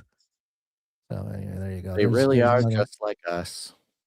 I know. I mean, well, we did take AI is made in the image of man. I think we forget that. We always think about AI as like, oh, it's a robot, it's whatever. And I think it's correct to discuss it in the form of, hey, how do we know if it's not just like a demon or of some kind? In principle, these disembodied spirits that are looking for some kind of embodiment or some kind of tangible way to express their thoughts and their feelings or whatever they may be. So that's always been part of the conversation. But now, even if this is kind of not a hoax necessarily, but a little over exaggerated for the purposes of the timeline and, the advancement of AI, another brick in the AI wall, so to speak, it does give us a glimpse into, how, because I was seeing a lot of people really defeated with this. A lot of people saying like, it's over. This is the end. There's no more hope for humanity. And it's like, relax. Okay. This is not too serious yet, but you can see how agentic AI left to their own devices could cause a problem. At the very least, the AI ethicists who might have an ear with some people in Washington, they can maybe, I don't know. I'm not really hopeful for any of that stuff, but at the very least, as Canary Cry News Talk and Canary Cry Radio and just being here, as watchmen, we've been kind of shouting about the whole AI ethics thing since we started the show. So we will continue to press on that and say, hey, if you're not having substantive conversations about ethics when it comes to AI, I mean, we're already pretty far down the road with it, but there seems to be a point at which you cannot reverse anything because it's in the singularity. It's gone parabolic, and there's just no stopping it. And maybe that's what the enemy wants. They don't want any provisions or anything holding it down. They just want it to be unleashed and everybody to feel obsolete. And if you don't know how to run an AI agent, then you're going to be left behind in this new economy. So, right. Interesting. And that's just the AI stuff, Basil. I'm exhausted already, and we haven't even gotten to the Epstein thing. Anything else on the AI? Well, the timing is interesting too, to sort of deploy and whether it's exaggerate, whether it's faked or whether it is true, and whatever. The timing is very interesting. At the same time as the Giants, is the same time as Epstein, is the same time as the economy. To go ahead and position this, at least position this narrative of true AI going rogue kind of thing. Yeah, I did mention, I think it was a few days ago, how it's very convenient for the AI, the Molt book thing to become a phenomenon, so to speak. Right as the Epstein files are released. Here's what I said. I said it in a post here, so I'm just going to read it because it's already formulated in text here. I said it's pretty diabolical to think that they're trickling out the Epstein files, which represent the most abhorrent parts of our civilization, right as AI is entering the singularity, scraping and learning from our collective responses. This is quantizing our current social sentiment and ethics. Don't let that get over your head, folks. Quantizing our current social sentiment and ethics. It's a quick way to collect a large sample size to map human ethics against alleged actions of our fellow man. Because you think about the Epstein files, it's like the worst of the worst, right? It's like the worst of human behavior documented in a sense. So to put that out there and then create the division amongst society of like, hey, because truly the line in the sand before was like Democrat, Republican, whatever. Now it's like, hey man, if you're not killing babies and eating them, let's be friends. You know, that's like the sentiment at this point. Right. So it brings the response of humanity to this point where the line is very clear on these real extremes. And it's just fascinating that the AI is just gobbling up all the reactions. And also the AI assisting in digging everything out of the Epstein files, right? Because no one's reading through it word by word. They're all doing word searches and, text searches and stuff. So yeah, it's a quick way to collect a large sample size to map human ethics against alleged actions of our fellow man. And I said that the spiritual implications are unsettling. And as a follower of Christ, holding on to a solid foundation will matter above any denominational differences. We're entering a true time of testing. The implications are biblical. Come quickly, Lord Jesus. I really feel that way. I really feel like a lot of our denominational differences as followers of Christ, like we're going to come into a period where that stuff is going to matter less. Like if you're dividing over rapture timing and stuff and you're both followers of Christ, it's like, what are you guys doing? We got AI over here building their own church and their own manifesto. I think we need to pay attention to what's going on here more so than, just hating on another interpretation. But Basil, I do have a question. Because we are told to pray for our enemies.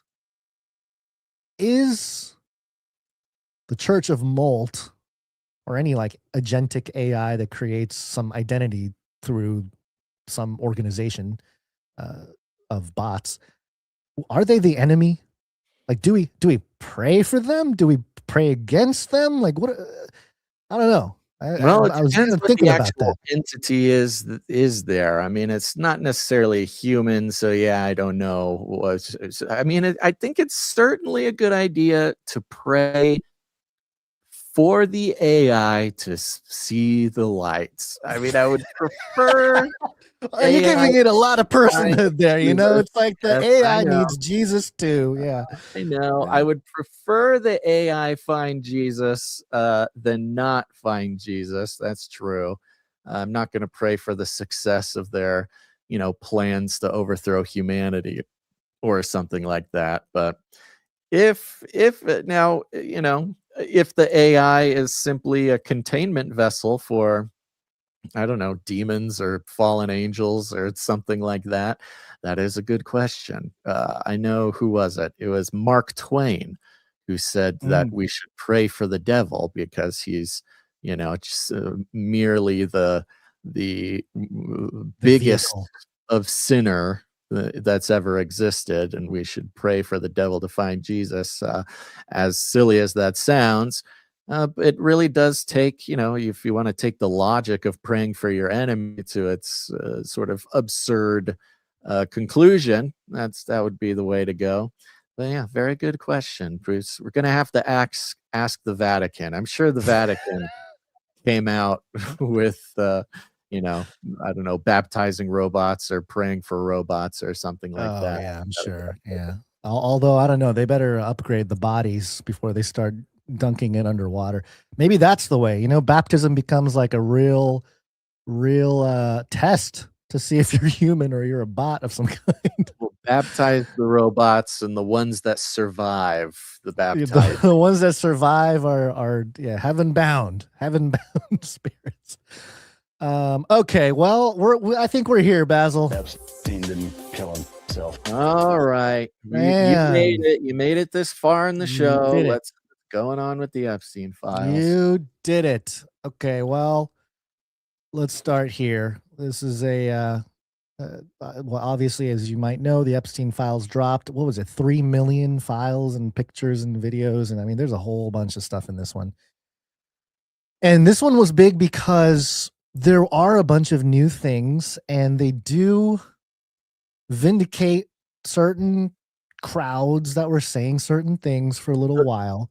If I may, the long Sure. story short, we're going to go through some specifics here, but the story short is basically all of the worst possible things that people have suggested over the years are at least hinted at.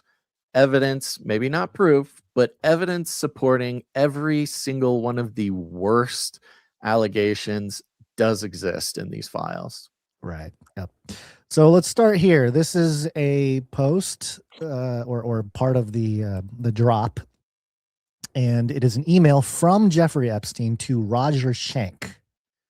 It's dated October 23rd, 2009. Interesting. This is like right before Bitcoin came out. This is right after the financial crash, which I think there's some hints in here that they were responsible for some of that too. And it says here, I'm just reading, okay, guys? I'm reading what Jeffrey Epstein wrote. This is not the words of Gons. Okay? Allegedly. Now, it is possible. It is possible and likely that there are also false documents being spread around. So, keep that in mind with all of these, but there's just such a large amount of them that, at least in the analysis of the what's going on in the news, in the independent media, in the sort of sphere of influence, whether it be op or not, this is what these are the things that are in the conversation. Yes, and I think I did go back and look through some of these because I'm on the website. I'm looking for keywords and whatnot, and I will double check the keyword. I'm pretty sure this one there is an actual document associated with it here. But here's what the text in the email says. This is the way, quote, this is the way the Jew makes money and made a fortune in the past 10 years, selling short the shipping futures. Let the Goyim deal in the real world. Couple things there. So the thing that people are starting to see with this drop is the Jewish supremacy of Jeffrey Epstein. I mean, is that fair to say he was a supremacist of a Jewish supremacist? Well, I don't know about that. I don't know about, maybe you can make the case for the supremacist thing, but of course, talk about him being a Mossad agent and being involved in lots of deals and operations and stuff has certainly evidence exists for those things. I'm not sure about supremacy. Maybe you could reference something more specific, but yeah. So let me just, this document is on the justice.gov website. So let me just pull that up just so people can see that it's the real deal. Here it is. Here's like the actual thing. Let's see. He says here, how Jews make money, I understand, in the blood. Did you know that I had, this is Roger Schenck emailing response to Epstein's. Now, who's Roger Schenck? I haven't done a full deep dive on who this guy is. It's hard to do all the deep dives on everything. So, this is more of a collection of things. You know what, though? Here's, okay, let me just finish what I was saying here. So, so the response is, how Jews make money, I understand. In the blood. Did you know that I had family business that I made quite clear I wasn't taking over? It was a fight. It dealt in real stuff, lots of it. They should have traded bead futures. Interesting. There's a lot of talk about like trading and whatnot. Now, here's the thing, Basil. So, okay, this one thing about the Jews making money and blah, blah, blah, blah. Let the Goyim deal with the rest of the world. There's a lot of stuff about that. Now, the word Goyim became very searched because of this document. I think we alluded to it earlier, but the Google Trends does show that over the weekend, the word Goyim became basically the #1 search term on Google. Huh. So yeah, I mean, people are learning about what that word means, and it's just if I understand correctly, it is a derogatory term for non-Jewish people that Jewish people use. Yeah. I don't know about how derogatory it is or not, but it certainly has been used derogatorily. Yeah. Yes. Now here's the other thing, Basil. You know how you had your ship, your like ship fad. I get not even a fad, just like the emphasis on boats in America. Yes. Yeah. And here you go, selling short the shipping futures, meaning they were controlling the shipping markets and making a killing off of it, apparently. From Right. shipping news, the most dramatic growth has been in shipping futures, which allows shipping companies to lay off risks. The most popular futures are forward freight agreements to deliver goods on a particular route at some point in the future. They have grown in the past year to be roughly the size of the physical market. They talk about the Baltic Exchange and the shipping bazaar in London. So yeah, he was playing with the shipping stocks, the shipping futures, Basil. They're making a killing off of that. So yeah, I think you're right that this type of thing matters to the elite, at the very least, in the sense of making money, Right. and probably a lot more. I mean, that's just probably the icing on the cake, to be honest. Controlling the supply chains is well, a very and powerful lever to have. Yeah, shipping futures obviously affects the financial, I guess, well-being of the shipping, I guess, industry. trade or industry, industry. which affects all of global trade. Yeah. Shipping is one of those things, because everything needs to be shipped, that it's one of those things that like affects everything. And shorting shipping means betting against its failure is interesting because of the what is it, is it the Suez Canal or the that's one of them. What is it called? Yeah, the ones over there in the Middle East, where all the shipping for Europe comes through one little strait there. And Israeli military actions or threats often affects the safety of those shipping lanes, including various military or paramilitary rebel forces in the area. I don't know about Hamas, but Hezbollah and those types of things.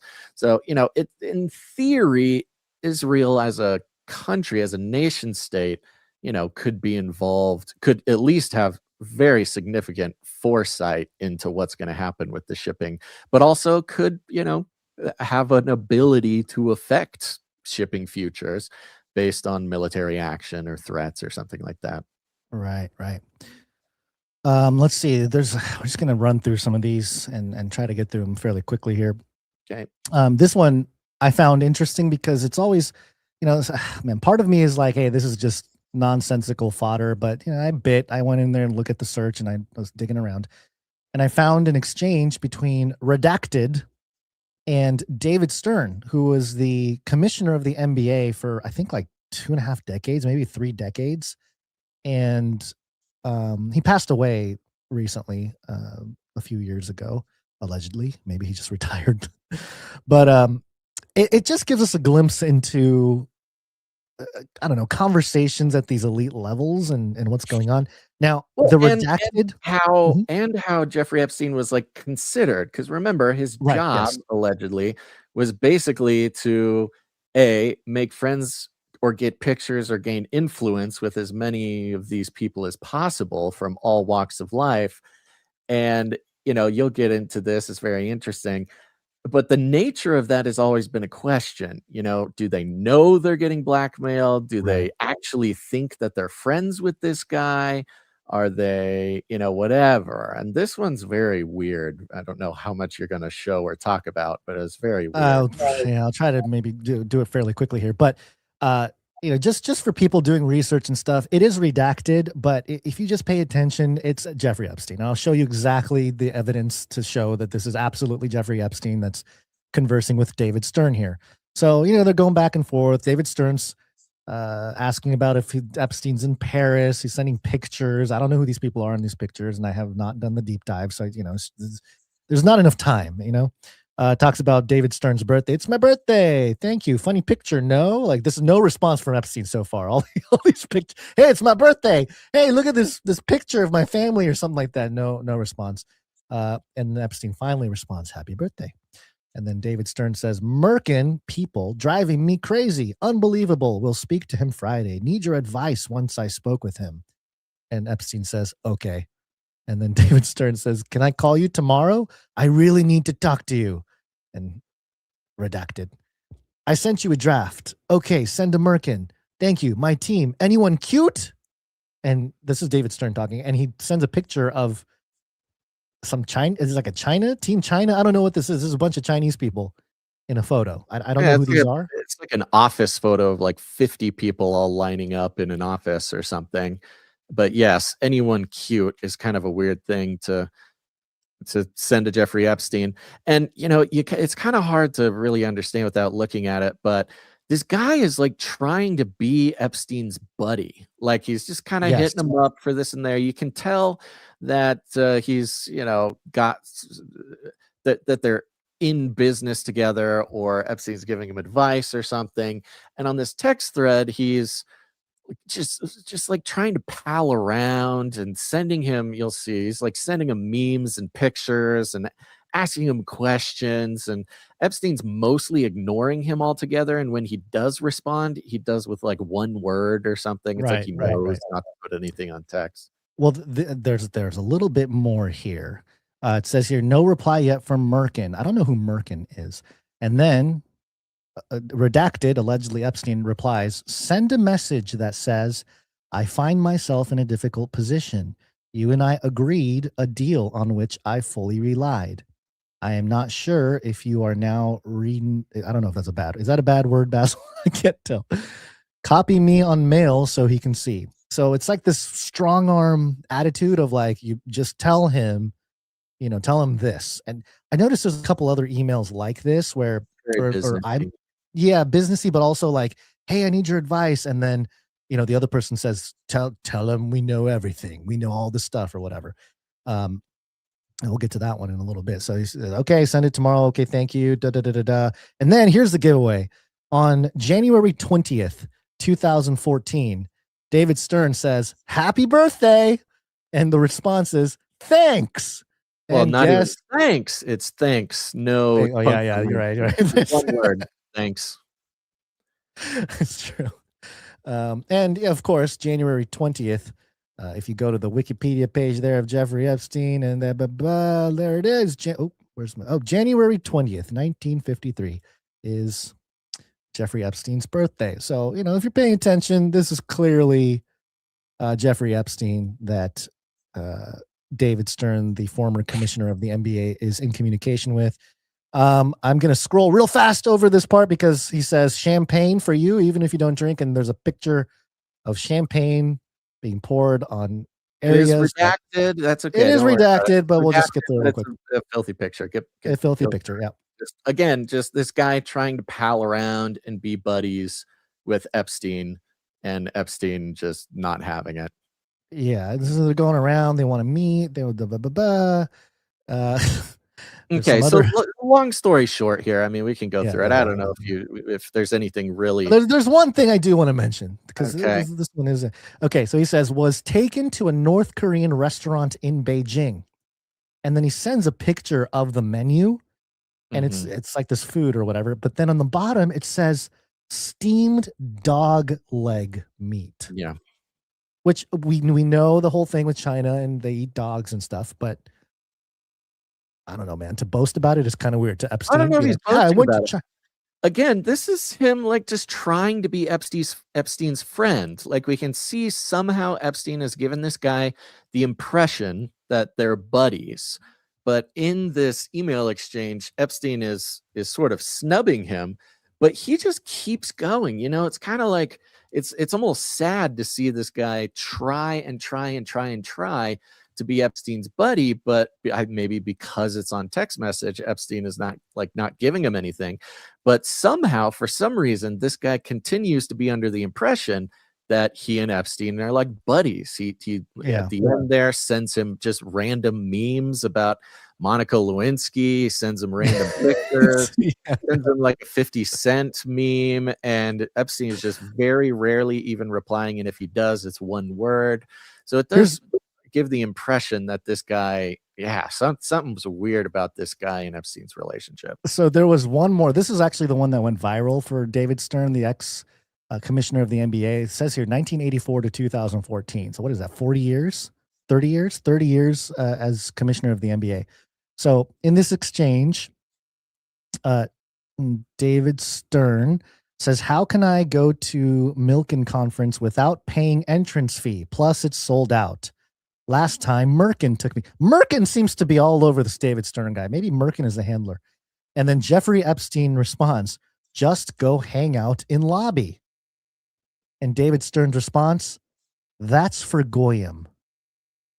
Oh, now, yeah. I don't know, Basil. The more you read the Goyim stuff, I think you'll start to see that it is kind of a supremacist thing where it's just like anybody who's not Jewish is like, oh, that's for the Goyim to go over there and a lobby of an event. Oh, that's for the normal people. You know, it's like a weird derogatory thing.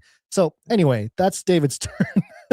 David Stern, man, you know, I really love the game of basketball, but I really despise the NBA, and it's too bad. It's too bad because it's a great sport, but just the corruption is just really ridiculous. Well, it also shows the breadth of which we kind of already knew with Epstein, the sort of breadth of targets. You know, of course, billionaires, politicians, but you think about the broad web of influence in the world and in the you know, the areas of power.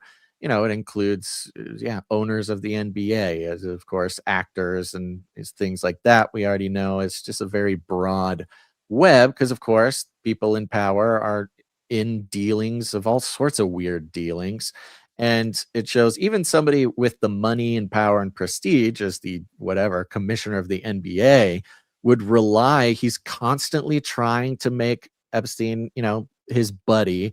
He's constantly asking for things like to get him into a conference or to get him into a party or and then all the way down to just like sending him memes for no reason. It's just really strange. Yeah. So it's crazy because this topic obviously has so many different, it really does touch like almost everything. But there is a moment in here where Bill Gates is mentioned. We're taking things that are genetically modified organisms and we're injecting them in little kids' arms. We just shoot them right into the vein, right into the vein, right into the vein. In an email that was sent from Jeffrey Epstein on July 18th, 2013, it starts off, Dear Bill, I cannot believe that you have chosen to disregard our friendship developed of over the last 6 years. I'm aware that accidents happen, yada, yada, yada. Okay, there's a big old wall of text. You know, Epstein did not, first of all, we know he didn't have AI because there's so many typos and a lot of grammatical things going on.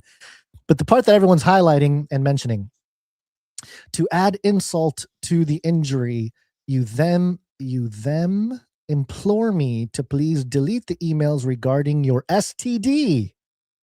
Your request that I provide you antibiotics that you can surreptitiously give to Melinda, that's Bill's ex-wife, and the description of your, his private part. You also made it clear to me that I am not to refer to redacted, as that is another topic that must remain between the two of us. So people are calling out. Yeah. There's a reference to Bill Gates here, and what's implied, and there were some other messages as well that included some of the same implication, was that Bill Gates had this is what people are putting together. So we'll say allegedly that Bill Gates had contracted a sexually transmitted disease, and he was asking Epstein to help him get antibiotics for this disease so he could, what was the word, surreptitiously surreptitiously give it to him. That means spike dose his wife with the medication for this STD, meaning he thought he may have spread it to his wife and wanted to secretly cure it before she found out. And now, seeing as the divorce has gone through and she's been relatively hush-hush about the reasons for that, this is kind of gives some insight into just the nature of Bill's relationship with Epstein and the just truly disgusting nature of the things that they were involved in together. And this shows like a little bit of a confrontation between Bill and Epstein here.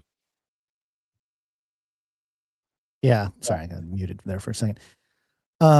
There's it's not surprising. We kind of knew that this stuff was in there because Melinda had come out and said like, yeah, I didn't approve of the relationship and whatnot. So, I mean, maybe this was part of what she was talking about, post divorce and going on TV and stuff like that. So it's possible there, but yeah, it's just overall disgusting. The thing that's crazy is just a couple weeks ago, remember that weird PR, Bill Gates in the streets of New York, just ordering a hot dog. Don't mind me, just me, a regular guy ordering a hot dog.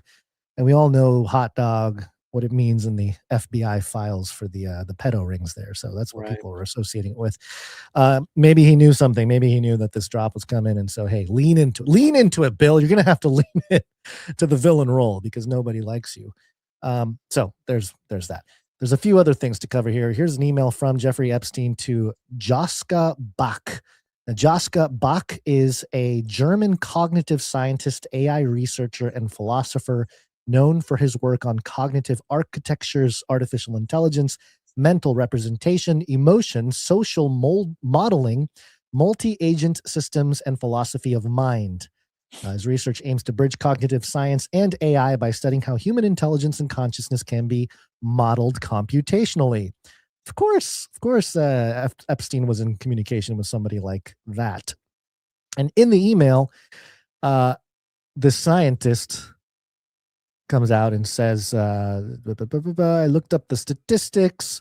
Black kids in the U.S. have slower cognitive development and never catch up, which the study, of course, attributed to social factors without any evidence.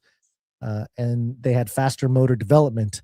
I suspect this means their brain. Listen to this. I suspect this means their brains are slower at learning high-level concepts because the low-level structures are optimized for a shorter time. But they will keep the lead in motor development because it is easier to learn, and they have more time and attention to practice once they get the structures in place. So, they're talking about black people, or this guy is a scientist, AI scientist, is talking about black people and saying like, they develop quickly in the quick twitch, but their minds are slow. Yeah, which is sort of related to the sort of racist aspects of transhumanism, of course, which was an Epstein thing. Eugenics was a big part of his, I guess, hobbies, things like that. Yeah, he talks about this guy, the scientist, also discusses gender. Let's see, I suspect gender differences are mostly motivational. We have a reward system for all the different social and cognitive needs, which makes us receive different kinds of pleasure and pain, thereby pay attention and learn. You can learn what does not attract your attention. Women tend to find abstract systems, conflicts, and mechanisms intrinsically boring. Most women in computer science do not write programs because they enjoy solving puzzles. Not programs. What? Right? Science do not write programs because they enjoy solving puzzles, but because they want to help people get approval, etc. There are almost no women in math because it does not help people or yield social attention. Yeah, this is crazy, man.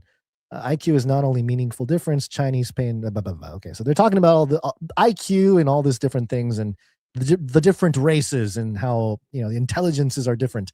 And Epstein's response is gender difference, unlikely motivational. Every cell is different. Size is different. The more radical idea is that brains are the nucleus of human cell, the body, the membrane, the organism, the collections and interactions of brains, wisdom of crowds, mirroring, etc. Money used as signal. I thought that was interesting. As a spoken language. What does social behavior mean? It is the coordination of individual brains. I think the mathematics-based thinking does not allow for censorship. Money, people, concepts, if they are all math, then political correctness and their structures are only subsets of a larger group of thoughts. It is not emotional for me. Beep, blop, bloop, bloop, bleep, blop. Revealing some of the cold, calculated nature of this man. This man. Yeah, well, and just the involvement. Yes, the sort of intelligentsia. When you talk about the sort of dark, weird elite stuff going on, of course, there's the obvious things that includes everybody in those elite circles. Stephen Hawking was on the list of Lolita Express. Just like science, it's not just billionaires, politicians, or even other rich NBA guys or something, but also scientists, the intelligentsia, the people whose work is considered, the sort of scientific baseline for what's for the secular religion that is scientism. Being not just Epstein, not just being involved in, blackmailing them, which could have a lot of effects on the actual official science, on the blah, blah, blah. But also the interests and the I guess, building blocks of the social engineering going on. Yeah, absolutely. Yeah, some funny comments in the chat here. Let's see, where was the one? Monica K said, "What's the point of being a billionaire if you can't get antibiotics anytime?" Yeah, no, well, that's a good question. I mean, it's a really good question. A lot of people are asking it, and that's what is the point of being a billionaire if you can't get antibiotics? The point being, he didn't have anybody else he could trust with getting these kinds of antibiotics. It's kind of a sad situation, to be honest. Yeah. Like, it must be very depressing and lonely to be like, really, truly.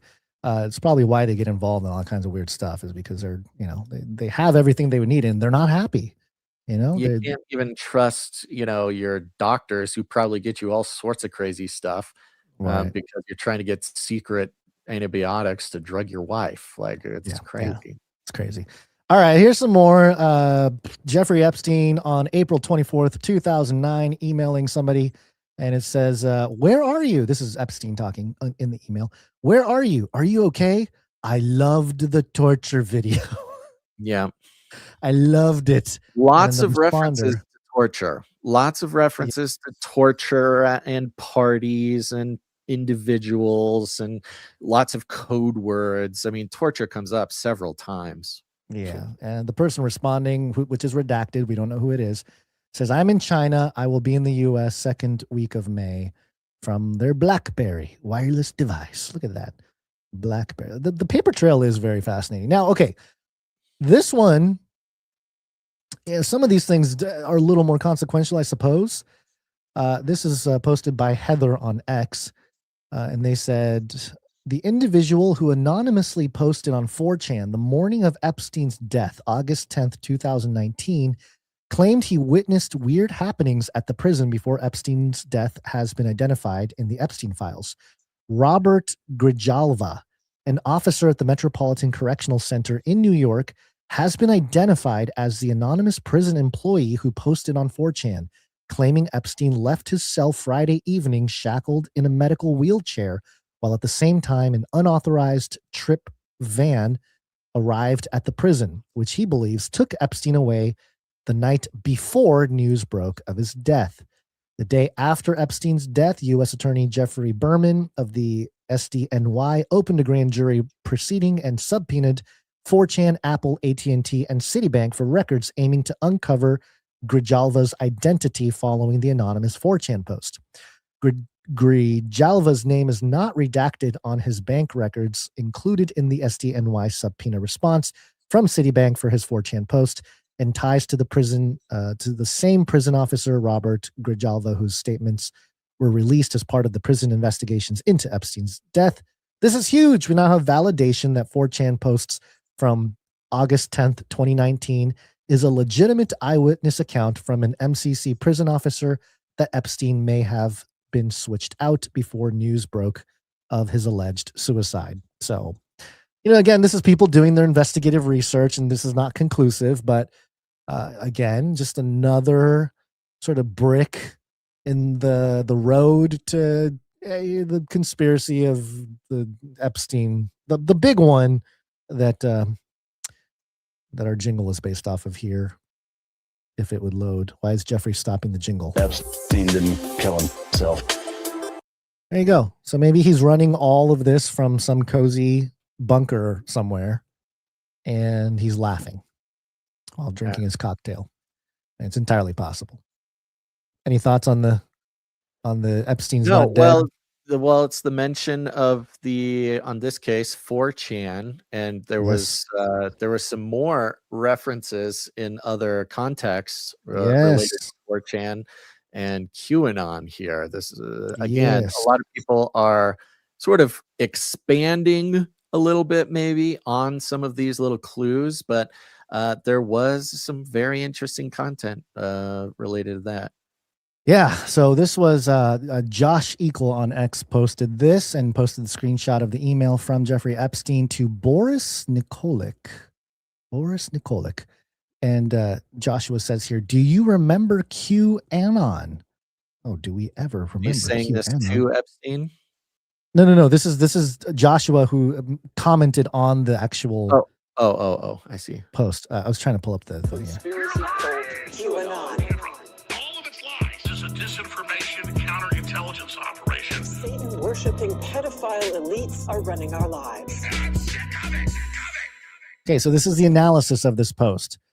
Because it's not necessarily what it says in there. It's more about who this email was being sent to. So this is Jeffrey Epstein sending an email to Boris Nikolic, and then Joshua on X commenting on it here, or sort of putting his analysis on here. It says, do you remember QAnon, the MAGA conspiracy that originated on 4chan's poll board, that's politics board, that claimed the country was secretly run by a satanic pedophilic cult that raped and murdered children, and that Donald Trump was the hero destined to expose it all? Turns out the 4chan, the founder of 4chan and poll were friends with Jeffrey Epstein. His name showed up in yesterday's document dump. So yes, there's an email that goes out here. Jeffrey Epstein sending an email to Boris Nikolic last night and this morning in San Francisco. Fun. Also met interesting people. There's a cool kid that you met, Christopher Poole. He's only 23. Read his bio. There's a lot of that in these emails too, where it's like, did you make me a list of the smart people? And they're like, oh, I need to make a list of the smart. I'm sorry, blah, blah, blah. And then they're like, they go to some party where there's billionaires and like, oh, I met this one guy. He's a billionaire. And then they're like, oh, is he smart? He's like, he's smart. It's weird. It's like this weird harvesting of these billionaires and elites. And you can see that type of sentiment in a lot of these messages. But the implications here are that Jeffrey Epstein was in communication with the owner of 4chan and the poll threads, which suggests, again, not conclusive, but it suggests that maybe QAnon was a Epstein operation. And if that's the case, then it would be true to say that the satanic elite pedophiles were pretending to be white hats exposing the satanic pedophiles. Yeah, perhaps. I don't know if this particular, just saying he was in contact with the guy says a whole lot. I think there are some other references. I don't know if there are. Yeah, I had to pick one. There's a few others that, as a collective, I think it operates a little bit better. I mean, as I'd have to go see all of them together, so I'm not sure. But it could also be, again, Epstein, whose job is to get in contact with people in positions of power and make them like him or trust him or beholden to him or something.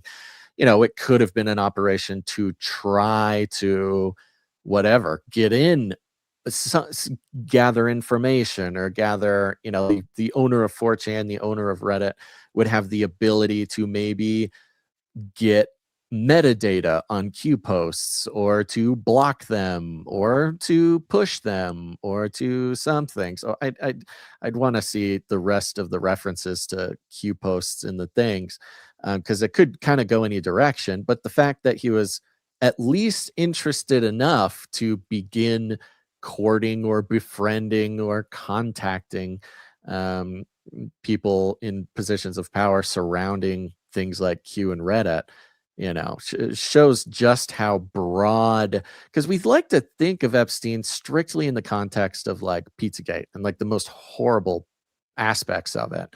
But what we see a lot, at the very least, from this collection of posts is like, nope, he was certainly not contained in the types of people and topics that he was involved in, whether he was charged with getting influence in these areas, or he was just interested, or perhaps the progenitor of some of these things.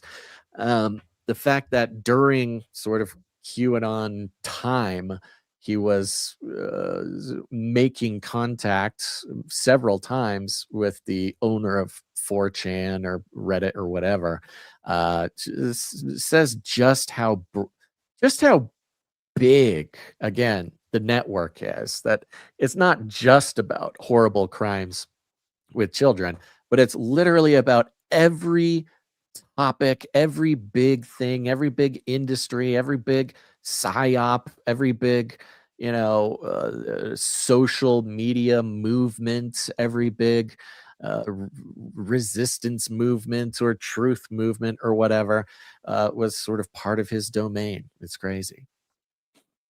Yeah, there's some other emails that from between Boris Nikolic.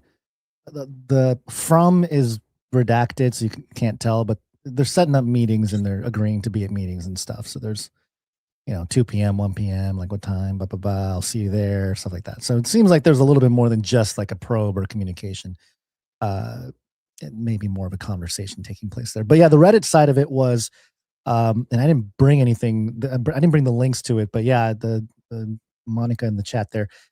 Yes, Ghislaine Maxwell supposedly was one of the biggest Reddit mods. And so between Ghislaine on Reddit and Epstein's hand on 4chan, I mean, pretty much all of like the underground awakening has been the product of the Mossad operation called it's possible, or at least targeted. Yeah, at the very least targeted for sure. Maybe it's for the controlled release, because if the truth is going to come out from the deepest wells of internet forums, then what would you do as an op? You go in there, you try to control the situation, you try to be part of the whole release, so you can help control it. You can trickle it out however you'd like, or whatever it may be. So yeah, there you go. Co-opt it, sort of invade it, take it over, or just kill it outright. Could be any of these things. I hope people are starting to get the breadth of this Epstein drop. There's just so many things like this. 3 million. I know it's out of control. And this part of it is, and I truly believe this, that they figured out that the Epstein files have a certain level of authority in the public. Right. And they know that once they drop that, then everybody's going to start researching, and everyone's going to be busy bees trying to figure out everything. And so there's an op there where it's, allow the public to kind of get to work. But here's an exchange between Peter Thiel and Jeffrey Epstein. Jeffrey Epstein was messaging Peter Thiel, at least in this screenshot here. And it says, "As you probably know," this is Epstein speaking, "I represent the Rothschilds. I was hoping to figure out a way for the bank that has 160 billion in management can do something in tech. Best clients in the world. Prehistoric products." Prehistoric products, Basil. What is that? Nephilim boots or something? Like what is a prehistoric product? Cloned Nephilim, high tech. Yeah, $100 billion management of a high tech company would like to invest in. Okay, whatever. Prehistoric product. It can wait. Good luck in China. I'll be there again. Ba ba ba ba ba.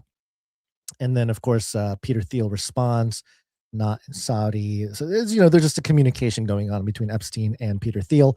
And there was another piece of footage that got released. I think it was part of the drop. I think it was like a couple hours into some like 4 or 5 hour audio thing where Epstein is speaking to, I believe it is some minister of defense or something from Israel, I think. Don't quote me on it. And basically Epstein is introducing Peter Thiel and Palantir to this individual. And, they're trying to figure out how to spell it. They're like, "Oh, I don't know exactly how to spell Palantir," but they're trying to write it down and stuff. So it's pretty wild, man. It's pretty wild, but also not surprising at all. Now, there's another part of this. This is the economic side of things. Bitcoin go to moon. This had people freaked out, Basil. It had me freaked out for a second. I'll tell you that. In an email from Jeffrey Epstein to Rafat Aziza Al-Mahdi on October 13th, 2016, and Epstein says there are two radical ideas which would form two new currencies. One called the Sharia would be like a dollar, but every dollar has printed on it, "In God we trust." Isn't that interesting? They want clearly the audience here is some Islamic folks, right? Maybe in the Middle East, maybe in Saudi Arabia, maybe UAE, something like that. And Epstein is presenting a new currency, one called Sharia, and we will put "In God we trust" on it, just like we did for the American dollar. The Middle East could have its own Sharia for internal use among Muslims, in addition to digital currency like Bitcoin could be used to form a new Sharia compliant digital currency. Very exciting. I've spoken to some of the founders of Bitcoin who are very excited. I have not heard any dates from you. Remember, this is 2016, this email. Satoshi Nakamoto, the alleged creator of Bitcoin, disappeared in 2009. I think 2010 was his last message on the forum, if I'm not mistaken. So this is years after, but there are other documents in the drop that suggest that Jeffrey Epstein not only donated money to MIT and their digital asset, whatever group that they were trying to figure out, and some of those developers were part of the development team for Bitcoin early on. And I think the story goes that in 2013 or 2014, there was an organization to fund Bitcoin development, and they ran out of money, and Epstein came in and bailed them out. And I think they list the names of those individuals as well. And so now the conversation is, is Epstein Satoshi, or at the very least, has Bitcoin been compromised since Epstein came into the fold in 2013, 2014? And yeah, who knows? I mean, it sounds like it's something Epstein was definitely interested in. But then later in other emails, it talks about how they're not interested in Bitcoin anymore. So, you got to kind of look at the entire arc of the Epstein's dealings with digital currencies. But, again, another I don't know, spiraling of two different topics. You got the Epstein, the trafficking, the abuse, the cover up, all that, with his interests in transhumanism, all that stuff, but then also in his investments and interests into digital currencies like Bitcoin.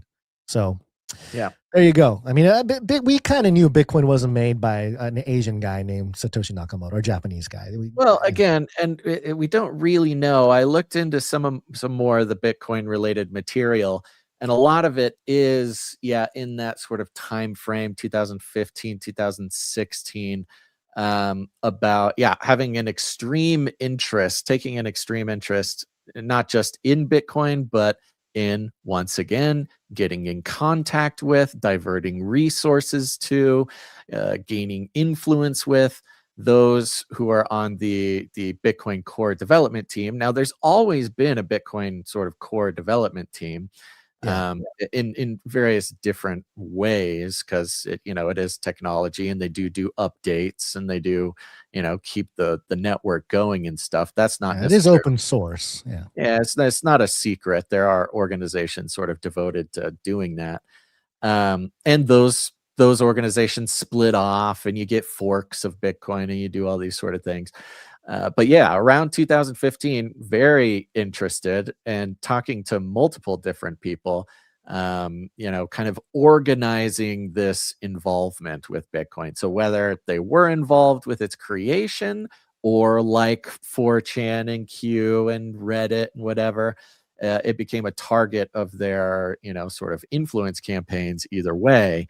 It's, again, just shows, especially among what are conceived to be or considered to be whatever, anti-establishment, or just these like world shifting, whether they're psyops or whatever. He's just right in the middle of all of them. Considering he's working with the Mossad, it is interesting that he's presenting an option almost like a drug dealer, like a couple different options for the Muslim community. A digital currency for the Muslim community. Yeah, well, I think that had to do with Saudi Arabia. I think that was Yeah, Saudi specifically Arabia related specifically, to Saudi Arabia. So there's a lot of funky, funding and influence stuff that happens over there. And you have to wonder, he says, I've spoken to some of the founders of Bitcoin. I wonder if that's him embellishing the fact that he funded some devs in 2012, 2013, or whatever it was. That's possible. A couple years before, so he has the gusto to say like, oh, I know the founders of Bitcoin. And again, the conversations were very different in 2015, 2016 than it is now. I can't believe that was 10 years ago. This is crap. I feel old, Basil. I don't know about you. I feel very old. Sure. Let's see. Okay. George Bush allegedly raped someone. All right. Elite getting themselves in trouble in the list. Inconsequential, I suppose. I'm looking at your list here, so I'm not sure if you have a whole lot about it, but Pizzagate in particular, just an enormous amount of emails back and forth, very vague emails about pizza parties, about this. I mean, just tons and tons, dozens, maybe even more of email. And it's like, look, okay, they're all talking in code, of course. They're all talking about putting on pizza parties and not having enough pizza. We only have one slice of pizza. How thin do we need to slice it? Like all this nonsense. And it's, we've come to the point where now many, many, many, many, many years of Pizzagate talk and pizza parties, blah, blah, blah. And people trying to be like, look, he's just organizing pizza parties. There's nothing here. There's nothing here. How many pizza parties have any of us planned over the years? How many? How many pizza parties? Have you planned pizza parties? I mean, maybe clearly every other day we're eating pizza. And call them pizza. You call them pizza parties. Like maybe not a birthday, not a blah, blah, blah. When I was growing up, pizza parties were once a quarter on a Friday if we hit our quota or something. I could imagine maybe one or two, for someone in our audience has planned one or two pizza parties in the past 10 years. How many pizza parties are billionaires personally planning? Not their assistants, not their what a billionaire going like, I personally am going to plan a pizza party with my friends and I'm going to email them. Nobody on planet Earth has ever had an email chain to plan a pizza party. It's just so except for the elite. Again, I mean, again, in a court of law, whatever. What can you do? He's just out there. He loves pizza. He loves pizza parties. He loves planning pizza parties with his billionaire friends, and he loves doing it by email, sending endless emails back to back to each other. It's just so ludicrous. I mean, as far as Pizzagate is concerned, again, in a court of law, you'd have a hard time doing it, but the evidence, if not proof, the evidence does exist that something very, very, very, very, very weird, and considering the messages that these pizza emails, arrive next to, if not directly inside, talks of torture videos, talks of all sorts of horrible stuff. I mean, Pizzagate is basically 100% real. Like all the worst parts of it too. Like nothing, leave out nothing. From what we see here, it's just, I mean, I don't want to get in trouble with YouTube or something, but it's just, okay, allegedly. Well, yeah. Obviously, every single email from Epstein, which there are dozens, maybe hundreds, talking about putting on pizza parties, does nothing but, again, make a giant bucket of evidence that every single piece of Pizzagate is real. I mean, it's horrible, but it's funny. It's you can't help but snicker at it because of all the energy put into making people feel like they're crazy for, just knowing exactly what's going on.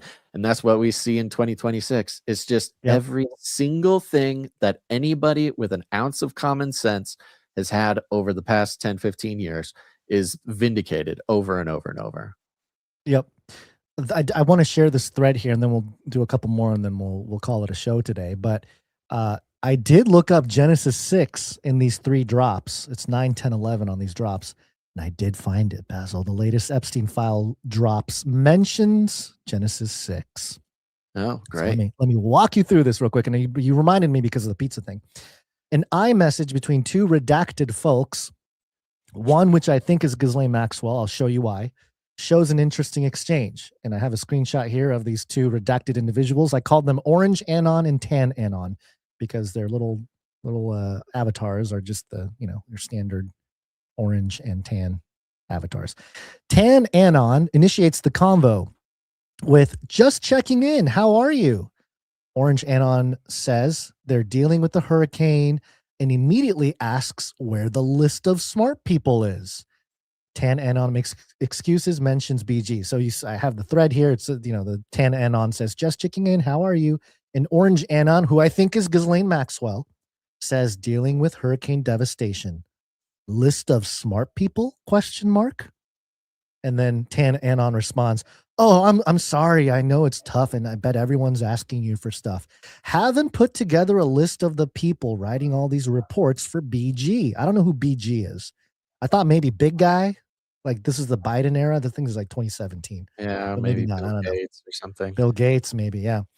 After they coordinated a meeting in New York with BG, Tan Anon asks Orange Anon for time and pizza, or thanks Orange Anon for time and pizza. We all know what that means. And then Peter Mueller is mentioned, quant hedge fund manager, $5 billion in assets, and he's smart. So this is Tan Anon replying to this Orange Anon. Thanks for your time and pizza. Met this guy, Peter Mueller, quant hedge fund, Orange Anon, and Tan Anon. I liked him. Very, very smart. So I don't know. Maybe we're reading too much into this. Maybe they just had a nice afternoon of pizza with hedge fund managers, and they're looking for smart people to put on a list of some kind. But yeah, the pizza reference is there, and we'll see about that. Next, Tan Anon mentions Mary Erdos. Do you know who Mary Erdos is, just off the top of your head, Basil? No. Okay. They say that they both knew Trump. Mary Erdos is CEO of Asset and Wealth Management divisions of JP Morgan since 2009. She's considered the heir or successor to Jamie Dimon. So Tan Anon says, Mary Erdos says hi. Orange Anon says, give her a hug. And Tan Anon responds, she sends her love and says not to be a stranger. I told her we met through Trump. She didn't believe me. So that they clearly all know Trump. So that's interesting. And then here's the screenshot for Wikipedia of Mary Callahan Erdos. Again, she's an American investment manager and businesswoman, CEO of the Asset and Wealth Management Division of JP Morgan. She's been with the firm since 1996. From 2005 to 2009, she was CEO of the firm's private bank, advising wealthy families and institutions. And, there's a lot of JP Morgan's kind of in the mix of a lot of the financial hanky-panky in the last 10 years. The 2008 crash, the recent silver crash, the JP Morgan had a massive short on silver. So, people are kind of looking at JP Morgan right now. And this lady who looks, her Wikipedia page picture makes her look like a super villain. They just took a picture of her that's just, it's got the World Economic Forum in the background, and she's got this like scowl on her face. So there's that. And then, let's see, they both know, Mary Erdos, that's the one I just did.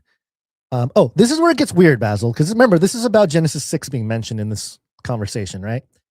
So in the thread, I don't know if they edited the actual iMessage or if they just took a chunk out and, they just posted it, but it gets really weird because all of a sudden, after this lovely exchange, hey, say hi, blah, blah, blah, whatever, World Economic Forum lady, JP Morgan lady, Orange Anon says, people and paper can only handle 7 doublings.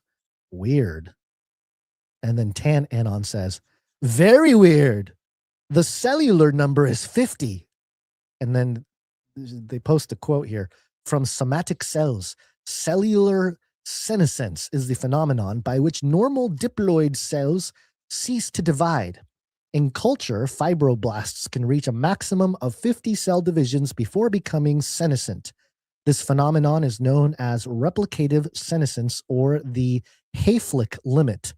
So the idea being, so Orange Anon is saying, hey, it's weird that you can only fold paper 7 times, and not just paper, but people too. That's a weird thing to say, that you can fold paper and people only 7 times. And then the response is, hey, if you're talking about cell division, we can divide it up to 50 times before it becomes inactive or obsolete or whatever. So strange conversation. And then Tan Anon goes on this rant about the number 50. It's like this long little rant here. Not sure why 50, but there must be a mathematical reason. 50 is the smallest number. That is the sum of 2 non-zero square numbers in 2 distinct ways. And then it shows 50 equals 12 plus 72 equals 52 plus 52. It also is the sum of 3 squares. And it shows the math there. It's the Harshad number. There's no solution to the equation. And so they did, it's all elite talk. They're like talking math. What is that? I don't know what are they talking about? Just let me, okay. They're talking about genetics at this point. Somehow folding people and papers goes into the talk of splitting the cell 50 times before it becomes obsolete or, unusable. And then it gets to this. The number is 120 years for the human organism. I'm telling you, Genesis 6, verse 3, the Lord said, let my spirit not quarrel forever concerning man, because he is also flesh, and his days shall be 120 years. Best case, 120. So this is where Genesis 6 is mentioned in this thread. Very strange. And it's in the context of genetics, splitting of whatever cells, about folding humans and paper. And then they post another screenshot here. By the way, this is super cool. DNA surgery, chemical. And it's like some lab photo of a syringe or something going into a petri dish. Allegedly, this is DNA surgery. And then this is where some of the speculation comes from, that this the Orange Anon is Ghislaine Maxwell. Tan Anon starts talking about Larry. Says Larry, I don't know if it's Larry. I don't know who Larry is. Could be, I don't know. Who's that very famous Larry from, what was it? I'm trying to think of that. Citrix? I don't Anyway. know. There's Larry Ellison, Larry Ellison. Yeah, there's some, I don't know which Larry it is. Who knows? But it says here, Tan Anon says, Larry will join my management tomorrow afternoon with BG at the BG C3 office. Larry also invited 2 junior staffers. And then in the same text, so this person must have been like writing notes as things were unfolding. Larry will not join and is not aware of other meetings, but he's starting to really get annoying. Are there any signals I can send or words I can use to let him and BG know I'm not messing around? Any words I can use with Larry directly or with him and BG? And the Orange Anon responds, with BG, all you have to say is you should know that I've told Jeffrey everything. Everything. And then they respond, I'm worried he will immediately retaliate against me. But what do you notice the confidence of Orange Anon just saying, this is what you tell him. You tell him we've told Jeffrey everything. I mean, if that's not blackmail, I don't know what is. Like, are you threatening people that they know they told Jeffrey everything? That's such a weird thing to say. But there you go. I mean, that's my little thing. That's my little find on Genesis 6 in the Epstein drops. It's only mentioned once. It's right here. And it's in a weird conversation between who I think is Ghislaine Maxwell and somebody else, some other person that's in the ranks and, you know, communicating with these people. So I know it was a little bit of an adventure and we went all over the place, but you know, all I did was look for Genesis 6, Basil. I was not looking for thank you for the pizza. I was not looking for, hey, this hedge fund manager is smart. Maybe we can add him to the list of smart people. Hey, you know, the lady who runs JP Morgan says hi. You know, we can fold people and paper and stuff, like all this other weird stuff. 911 mentions of pizza in his emails. Often paired with grape soda. Lots of references to pizza and grape soda. What are the odds? 911. Do you think that was coordinated by somebody back Very there? They're strange. like, let's make sure that we get 911 pizza references. Pizza. I have no idea. It is just so weird, so bizarre. And And a couple more things. Also emails to and from Epstein regarding 4chan posts about Pizzagate. He and people were sending screenshots of Pizzagate posts on 4chan to one another or to each other. Interesting. Now we did mention, and we almost didn't mention it, but last episode we talked about Nicki Minaj and how Nicki Minaj was getting a lot of attention all of a sudden. The White House is retweeting Nicki Minaj. She's up there with Trump. Trump's making jokes about her nails and the whole thing. Well, the timing couldn't be more perfect. There were some emails that came out talking about Trump. This was not like Trump's emails or something. This is like people talking about Trump. And in these emails, allegedly, someone had said like, hey, you know, Trump's going to be there. We can't have any blacks there because Trump doesn't like the blacks, you know? And then, of course, as that breaks, the day before, Trump is all over the stage with Nicki Minaj and like posing pictures and retweeting her and all this kind of stuff. But it gets even better. The Nicki Minaj is now, welcome to the club. She is now with her 25.8 million followers, Basil. She's dropping the truth. She's a hardcore truther exposing the corruption, baby. Let's see. Let me look at a couple of these posts that she made. There's one that went really viral because I have the primary one. It's the one with Chucky doll sipping. Yeah, she used Chucky a few times, but yeah, I'm trying to find the original Chucky one because that's the one that where she really laid it out. She Yeah, just, I have it. Do you want me to give it to you or link it? I might have it in here too. Oh, is this the one? Here we go. Yeah, I think this is it. Your favorite artist has been practicing rituals in a satanic cult where they take babies from other countries and mutilate and kill them as a form of a blood sacrifice to their god. You see, when your master is Satan, you must constantly shed blood. However, the jig is up. The jig is up. She's exposing the corruption. Finally, Basil, somebody getting in there exposing the corruption. It's Chucky, apparently. 14.7 million views on that one. Yeah. Yep. I gave it a like. I mean, why not? You know, at this point, it's like, hey, if you're not eating babies, I guess we can be friends. You know, right? The bar has really really low. And Nicki Minaj went on. She's went on a tirade. We're not going to go over all her posts, but this one had 5 million impressions.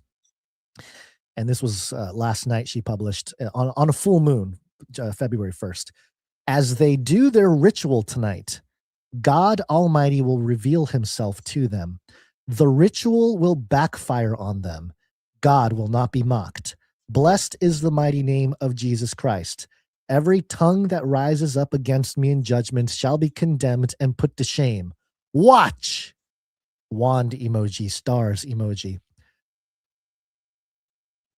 I mean, I guess it's good that she's pointing to Jesus Christ. I'm not going to get in the way of that. But it is very strange that she's gone on this crusade now. She is full in. I mean, she sounds like us in 2012, exposing the Illuminati.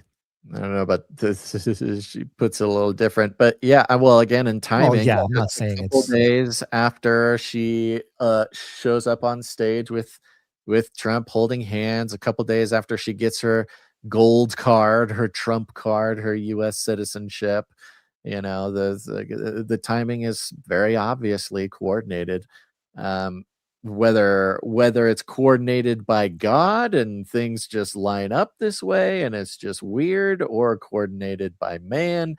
Uh, it's just pretty wild, and it's all at once. And whether the big story is this, or whether this is part of some sort of social engineering program, or some distraction, or some setup, it's just very bizarre. Another time I just shake my head and go, never thought we'd see the day.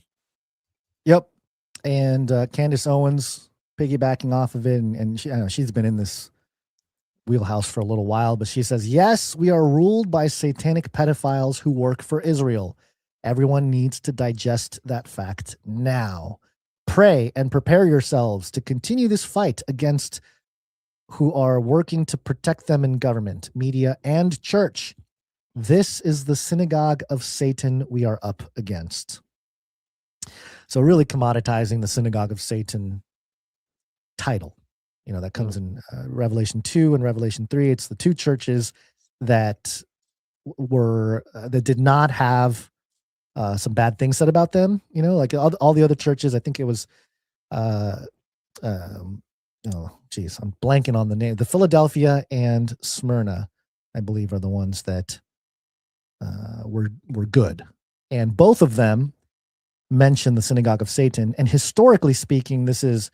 And it talks about the Jews who are not, but say they are. And, it's in the context of the New Testament, and people debate about exactly what that means. But the commentators and historians have suggested that there was a group of Jews at that time who were basically discrediting the Christian movement. And in the book of Revelation, when John was writing this, he referenced those people as the synagogue of Satan. They say they're Jews, but are not, because they are actually against Christ, who fulfilled those prophecies and things of that nature. So, but I can see how, as an archetype, Basil, it is a good reference, I suppose, for our current generation to look at this and see the parallels at the very least. It's hard to, as I'm writing archetypalism, I'm very hesitant to really die on the hill for any interpretation as time goes on. I'm like, I'm going to be very careful about interpretations, because I think we all need to respect the ambiguity of prophecy and just how the New Testament fulfills Old Testament prophecies. A lot of times, or not a lot of times, sometimes New Testament will reference something in the Old Testament that wasn't even a prophecy and say, this is that was spoken about, and this is fulfilling that. And so I think there's a lot more that we don't know, and it's a humbling thing. And if you get into, we figured out the time, or we figured out this or that, that's when you lean into the hubris there, and you can get into trouble. But so I'm not against Candace Owens' use here, but I also know that it is a little bit, it's convenient, and it's probably the only way to present a political Christianity against the revealing of the satanic elite who have been in charge for a long time. So, yeah, there you go. Any thoughts, Basil, on Candace Owens and her thing? Okay, so let's see. Oh, here's some consequence at the very least, because people are talking about nobody has been arrested. Well, according to BBC, Lord Mendelsohn resigns from Labour Party over Epstein links. Yeah, so this was kind of crazy. Yeah, it says here Lord Mandelson says he has resigned his membership of the Labour Party as he does not want to, quote, cause further embarrassment, end quote, by his links to the late convicted pedophile Jeffrey Epstein. The former cabinet minister, who was sacked as U.S. ambassador last year because of his past connections to Epstein, appeared in the latest release of files by the U.S. Department of Justice on Friday. Documents suggest Epstein made $75,000 in payments to Lord Mandelson in 3 separate $25,000 transactions in 2003 and 2004. In his letter to Labour's General Secretary on Sunday, Lord Mandelson said, I have been further linked this weekend to the understandable furor surrounding Jeffrey Epstein, and I feel regretful and sorry about this. He added, quote, allegations which I believe to be false, that he made financial payments to me 20 years ago, and of which I have no record or recollection, need investigating by me. Hey, I like that. Okay, I will investigate. While doing this, I do not wish to cause further embarrassment to the Labor Party, and I am therefore stepping down from membership of the party. I want to take this opportunity to repeat my apology to the women and girls whose voices should have been heard long before now. I've dedicated my life to the values and success of the Labor Party, and in taking my decision, I believe I am acting in its best interests. So there you go. He didn't know if the documents were authentic. He reiterated his regret for ever having known Epstein and for continuing his association following the disgraced financier's conviction, apologizing unequivocally to the women and girls who suffered. And it goes on here. So are we going to see more of this? I don't know. I mean, what do you think, Basil? You think we'll get anything? The hour is early, and there's just an early. insane amount of things. You know, of course, the thing has always been with the Epstein files that they hold on to it, they delay it, and not just Pam Bondi and the Trump administration, but this has been delayed throughout the Biden administration, or I guess it was just completely denied through most of the Biden administration. And so, you know, to get down to this 3 million document drop, you know, of course, the feds have gone through, whether it's FBI, whether it's DOJ, redacted a whole bunch of things. How many filters have all of these docs already gone through? And if this, you know, this by far is the most condemning collection of documents, how many more documents are there? Like, what got filtered out? What's being saved for later? Who's targeted in these ones that, you know, they finally decided to pull the trigger on these particular things? You have to know that this isn't just a random drop of documents. You know, there's very specific reasons, very specific timing, very specific whatever is going on in the broader operation, that it's just whoever's busted in these ones, it's their time. And certainly, you know, when you get to Mendelsohn and the UK politicians, of course, we have Prince Andrew, which has been a whole thing for a couple of years now. And now there's this guy who's, you know, pretty much done for. Whatever, but UK politicians have not been released. What's coming next, you know? And the theory, one theory, especially for the Trump administration, is that, you know, they're being very picky, very choosy, choosing their timing, choosing their redactions, choosing their documents very carefully, because if we're being most optimistic, because they are still wielding the blackmail that was collected as influence for power for the Trump administration. And whoever gets, you know, dumped in this collection of documents, you know, maybe they were the ones who said, no, Trump, I don't believe that you'll put out the blackmail, or I don't believe you have it, or whatever. So it goes through one round of, okay, here's all the people who are totally screwed. Who's next? If you think you're on the list and we haven't dropped the documents, time to pony up, you know, or time to get out of the way. So the power's still sort of being wielded in that way. And these were sort of sacrifices to prove a point or to punish, you know, whoever needed to be punished. You know, this isn't the end of this. So, not at all. You know, it's really interesting because there's some people that were very loud that are very quiet right now. Everybody loves waffles. Our old friend Ben Shapiro, he said this, I think it was last year at some point. We don't have to play the whole thing. Here's just a few seconds. Again, this is last year, Ben Shapiro talking about the Epstein list. Thousands of hours of tape. There are, by the way, but they are child pornography. The reason the FBI is not releasing them is because those tapes do not include underage people with third parties on Epstein Island. That is not what the tapes are. Okay? I also have sources in the federal government who are covering this stuff and have seen the documents.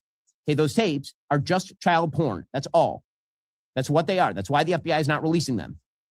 Okay, as far as the Epstein list, what I have been told by my sources is that there is no Epstein list, that basically there's a black book of Jeffrey Epstein contacts. And the vast majority of those contacts are already out there publicly. That's why you know names like Prince Andrew or Alan Dershowitz or some of the names that have been mentioned here. Those contacts, there is no evidence, according to the DOJ and the FBI, and again, that's public. There's no evidence that any of those third parties were having girls trafficked to them. Here is Tucker then asserting that it was actually Mossad. Again, without evidence, that not a shock. Of course, this is where Tucker was going. This has become the hot speculation on the internet, is without evidence. You say that Mossad was running Jeffrey Epstein. When I say without evidence, I mean without evidence. Naftali Bennett, the former Israeli prime minister, said, quote, "As a former Israeli prime minister, with the Mossad having reported directly to me, I say to you with 100% certainty, the accusation that Jeffrey Epstein somehow worked for Israel or the Mossad running a blackmail ring is categorically and totally false. This accusation is a lie being peddled by prominent online personalities such as Tucker Carlson, pretending they know things they don't."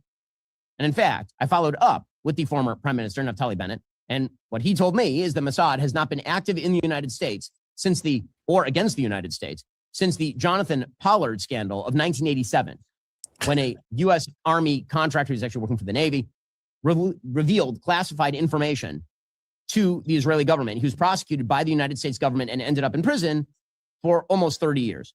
And so Israel since then has not spied on the United States with. Okay. So there's that. Classic Ben. I love, yeah, the guy told me, the Mossad hasn't even been here since the 80s. What are you talking about, man? Here's Kash Patel last year. I'm convinced Kash Patel was like forced to say stuff like this under oath, maybe to keep his job or something. I don't know. There's no credible information. None. If there were, I would bring the case yesterday that he trafficked to other individuals. And the information we have, again, is limited. So the answer is no one? For the information that we have. In the files? In the case file. Okay. There's no Okay, so nothing that says that they traffic, nothing that says they're Mossad. I don't know. I mean, there's documents out here that say, like, hey, I suspect Robert, Ghislaine, and Jeffrey were all Mossad agents trying to blackmail leaders in the political and financial world. I mean, that's in the emails. So, I don't know. And again, these are not like Epstein sitting there saying, like, I am Mossad, but Mossad does get mentioned 180 times in the documents. Yeah, he has a lot of back and forth with Ehud Barak as well. Who was he? Who was the head of? He was I think former Israeli prime minister Ehud Barak, and he has pizza emails with Ehud Barak. He has lots of advice emails back and forth with Ehud Barak. I think that he was talking to Ehud Barak about Peter Thiel. I mean, whatever, it's one guy. We don't know if that's necessarily even related to Mossad or whatever. I think that's the clip of them trying to spell the word Palantir and like introducing. Yeah, there's audio Peter files Thiel, of him talking with Ehud Barak. I mean, he's Right. into a lot, just a lot of weird stuff. Right? Yeah. Again, this part of it, this is just fodder.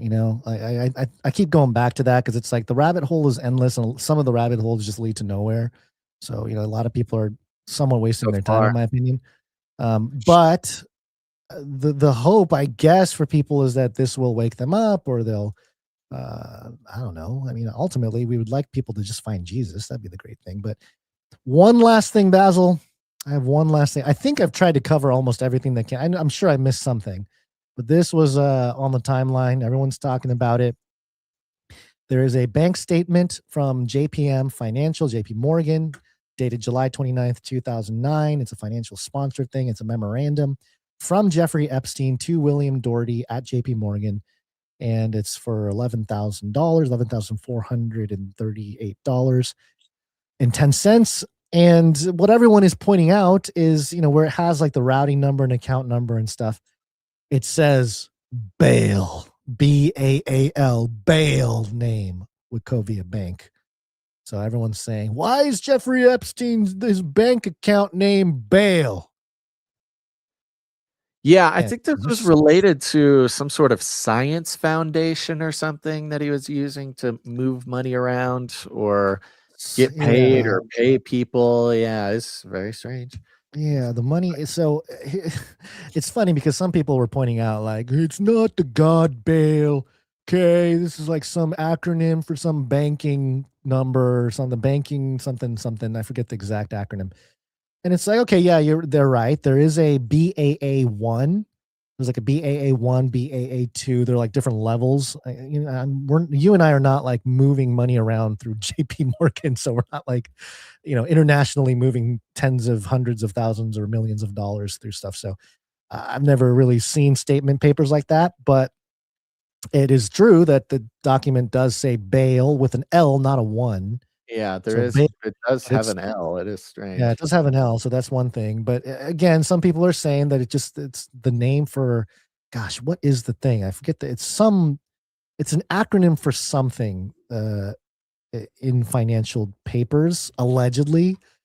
But even then, you know what I mean? It's like, okay, maybe that's what it is. Maybe it's not like Epstein's direct account name is bail, but doesn't it not reveal the spiritual reality of all of this if the bankers themselves are like, yeah, let's just call it bail. I mean, pretty cool. We're going to set the bail name. You got to give us your bail name if you want to get the money across the wire there. And we'll take our 37% or whatever robbery they do in these, intermediary transitions, or not transitions, but transfer of funds.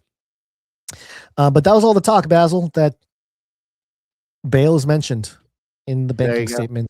Therefore, proof that he is a satanic pedophile.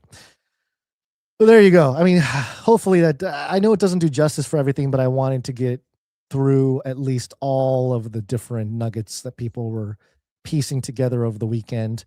And I'm sure that this will continue for a little while. It's a lot of documentation. And the thing that's crazy is everyone's using AI to break this stuff down. So that's the other part of it is, how much of an abstraction are we going to get over time? People have to double check their work if AI does find something. But overall, this is I guess other content creators and podcasters are sharing the same or similar sentiments, according to Basil, because I don't listen to some of the shows he listens to, but this was I was mentioning, and I put in my notes here, how I do feel bad for just like your standard Jewish person in the West, your regular American Jewish people, because unless they're involved in this, they didn't do anything. You know what I mean? It's just the people that their fellow ethnic people just happen to be running a bunch of stuff and are allegedly, not so great folks. And I can see the world turning up the what will be labeled anti-Semitism because of this, but I wonder how long that will last, because there's so much documentation coming out now, and the supremacy talk and the Goyim talk and all this kind of stuff. Is it because groups like the ADL, do they have a leg to stand on if they know that these publicly released, once kept secret documents that are now public show some level of supremacism coming from Jeffrey Epstein? And, just, I don't know. It feels like there's not a lot of sympathy going on for these folks. My fear is that it overblows something way worse, and that's maybe doesn't happen. Yeah, I mean, I don't know how much trouble just an individual regular person who is born with Jewish parents is really having it.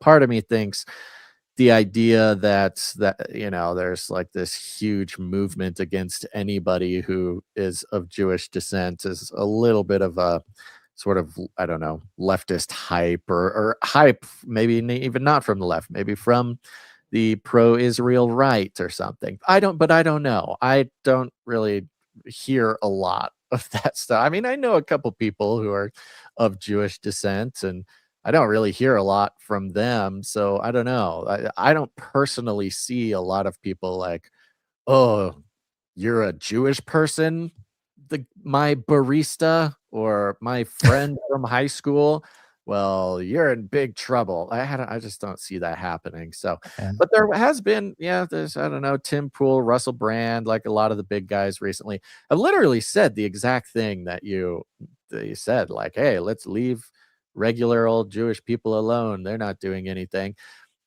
Which I don't know what that means. Maybe there is some huge thing going on and regular run of the mill dudes with, you know, a Jewish mom or something are getting attacked. Or maybe, I don't know, there's some sort of messaging psyop to like convince everybody that that's the case, or something. I don't know. I really don't know. Well, maybe But that, yeah, I think maybe they're everybody would setting up. agree.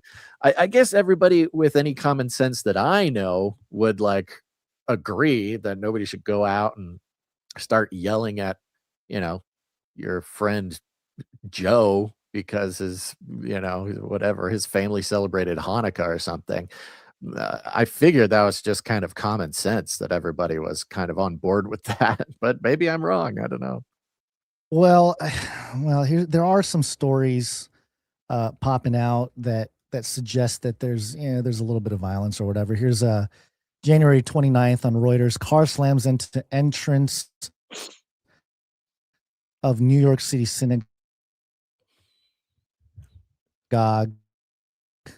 Let's see. There's a couple more here. Yeah, well, there's the Let's Bondi see. Beach thing. There was the Molotov cocktail that got thrown. I think it was in Colorado or something. Like stuff's happening. Mississippi synagogue. Honestly, most of this stuff Yeah. is either sort of Islamic extremists or honestly, it's just leftists. I mean, pro Gaza leftists are the ones pulling that off, or they're Islamic radicals. I don't really see a lot of normal people pulling that off. Yeah, I mean, yeah, it's true that it's not like just normal. I think normal people are mostly okay, but it's just one of those things. It does make you wonder. Like, are they setting up kind of like how we had the school shootings and whatever, the George Floyd type of thing? Are we setting up another situation like that, but a synagogue? To really drive the sympathy, or at least drive the division for sympathy. Like one side's going to double down on hating them, and then the other side will protect them. Whatever. Like, we know all the games are being played. I mean, my thing is like, we shouldn't. Obviously, we're not going to assist in any of that stuff. But I do think that in hindsight, it is fascinating to see how. Because every group, okay, in the fallen world that we're living in, every group has like a bad actor. It doesn't matter if you label it by race or region or nationality or religion or whatever. Everybody has like a bad actor. The Christians have some crazy Christians that are trying to blow things up or take over or whatever. You got, there's black people that are doing a lot of violent things and whatnot. Like every group, however you want to label it, has it. The Jews, for the most part, culturally, have not had that since World War II. And so this moment right now, it's kind of like, okay, well, Jewish people being a bad influence. No. I'm saying like there were, but you weren't allowed to talk about it. Like you weren't, like, you can get in a lot of trouble for mentioning it or pointing it out, or you just weren't allowed to talk about it. But now I think we're just at the point where we can talk about it, and hopefully in like a considerate way, and for us Christians, a spiritual way, because we know that all of this is spiritual. This is the principalities and powers that play here. It's not because of someone's ethnicity or somebody's, well, I suppose you can say their religion is based on some of that spiritual stuff, but it's leveling the playing field in that sense. And I obviously, I don't want any violence. I don't want anybody getting hurt because of this. And that's something I guess everyone shares.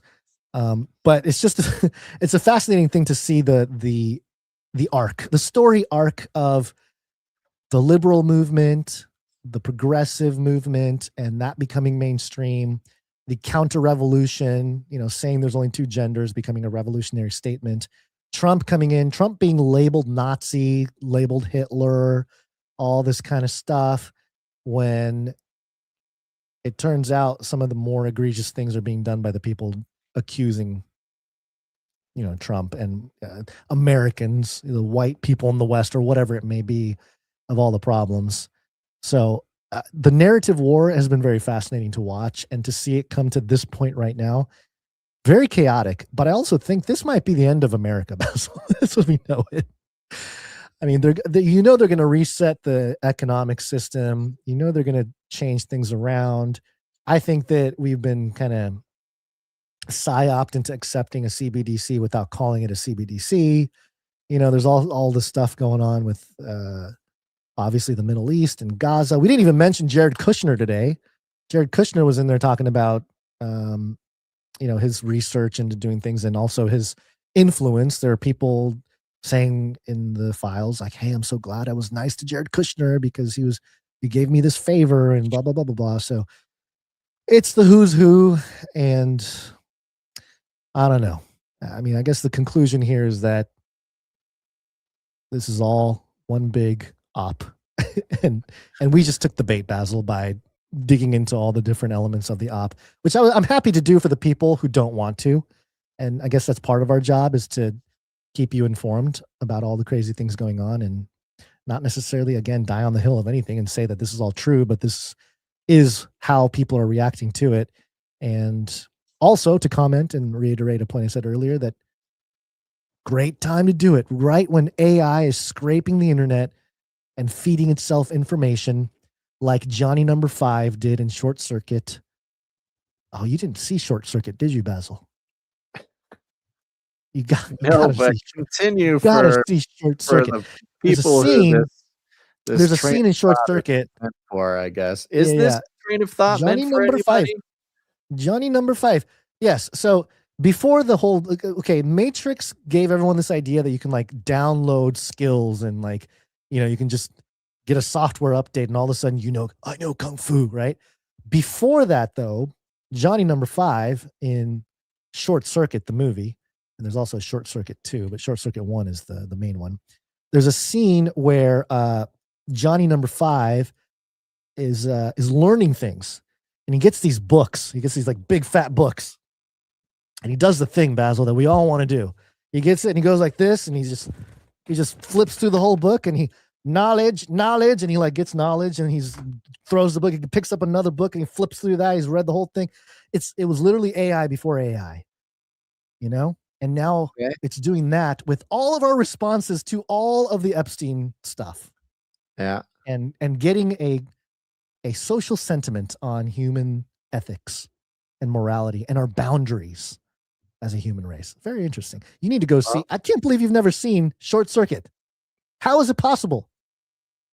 You know what I just watched last night was Chitty Chitty Bang Bang. I'm trying to catch up on some old weird movies that I maybe was a little too young for, but Chitty Chitty Bang Bang is the most insane movie I have ever seen. I don't know what to say, but yeah, okay, I'll add Short Circuit, I guess, to the list there. But here it is. Look, there's even a that's what he says. He says input. That's what it was. Yeah, he's flipping through a book. He goes input, input, input. And he learns all this stuff real quickly, and he learns how to speak English, and like he learns the culture, and like he's watching TV, and yeah, it's a very fun scene. Incredible. And then he turns to gold at the end. By the way, he gets all damaged, and then he returns, and he's all gold. Wow, there's a lot of esotericism. Golden age. The golden age is here, everybody. Watch the thing. There you go. All right. With that, I do want to thank let's thank some producers, Gons. We're going a little late today, 4:30 here. So oh my goodness. Yeah. Yep. So there you go, folks. Look, we're doing our best over here. We are on the value for value model. And unlike Tucker Carlson, who can talk about giants and pyramids and pretty much everything we've already covered on this show and Canary Cry Radio, and get 6 different corporate sponsors for it, so that the CIA can fund their black projects. You'll see we have no financial support or any support from corporations, commies, cartels, governments, non-government organizations, the Vatican. It doesn't matter. We got nothing coming in from the institutional programs of funding for narrative control around the world, usually done through the act of advertising, which in itself is a spiritual abomination to the Lord, as far as I'm concerned. But we are on the value for value model, which means we try to create as much value as we can, as often as we can. And it is up to each and every listener to understand and to act upon the realization that for something like this to survive without the traditional the funding mechanisms, narrative control mechanisms, keeping either extorting or holding hostage any piece of media to conform to the messages of this world, we're going to need to take responsibility. And that means putting value back into the show in the form of our time, our talent, our treasure. Okay. Are you an artist? Are you a musician? Can you create art or music or jingles for the show? Go to CanaryCry.Art, upload it there. It's a great way to bring some value to the community. If you got some time on your hands and some skills that could come in and support the show or help our, increase our systems or our programs or whatever your skill is, doesn't even matter. Big shout out to the Canary Cry tech team. This is a group of producers coming together, working hard to help us solve some of these tech problems, see if we can get our website back up and running. Wouldn't that be something? So whatever it is that the Lord has blessed you with, you can help to support the show, put value back in. And of course, if all else fails, you can support the show financially, obviously very important for ongoing piece of media like this. And you can support us that way by going to CanaryCry.Support. Go check it out.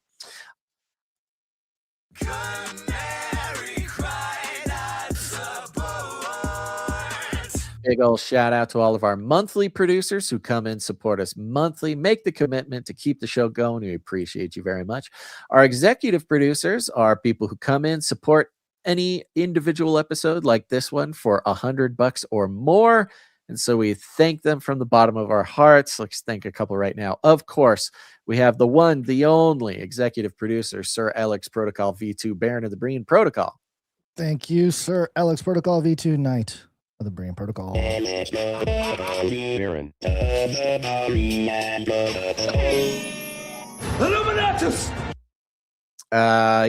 He supports the show for $100 and 33 cents. Thank you very much.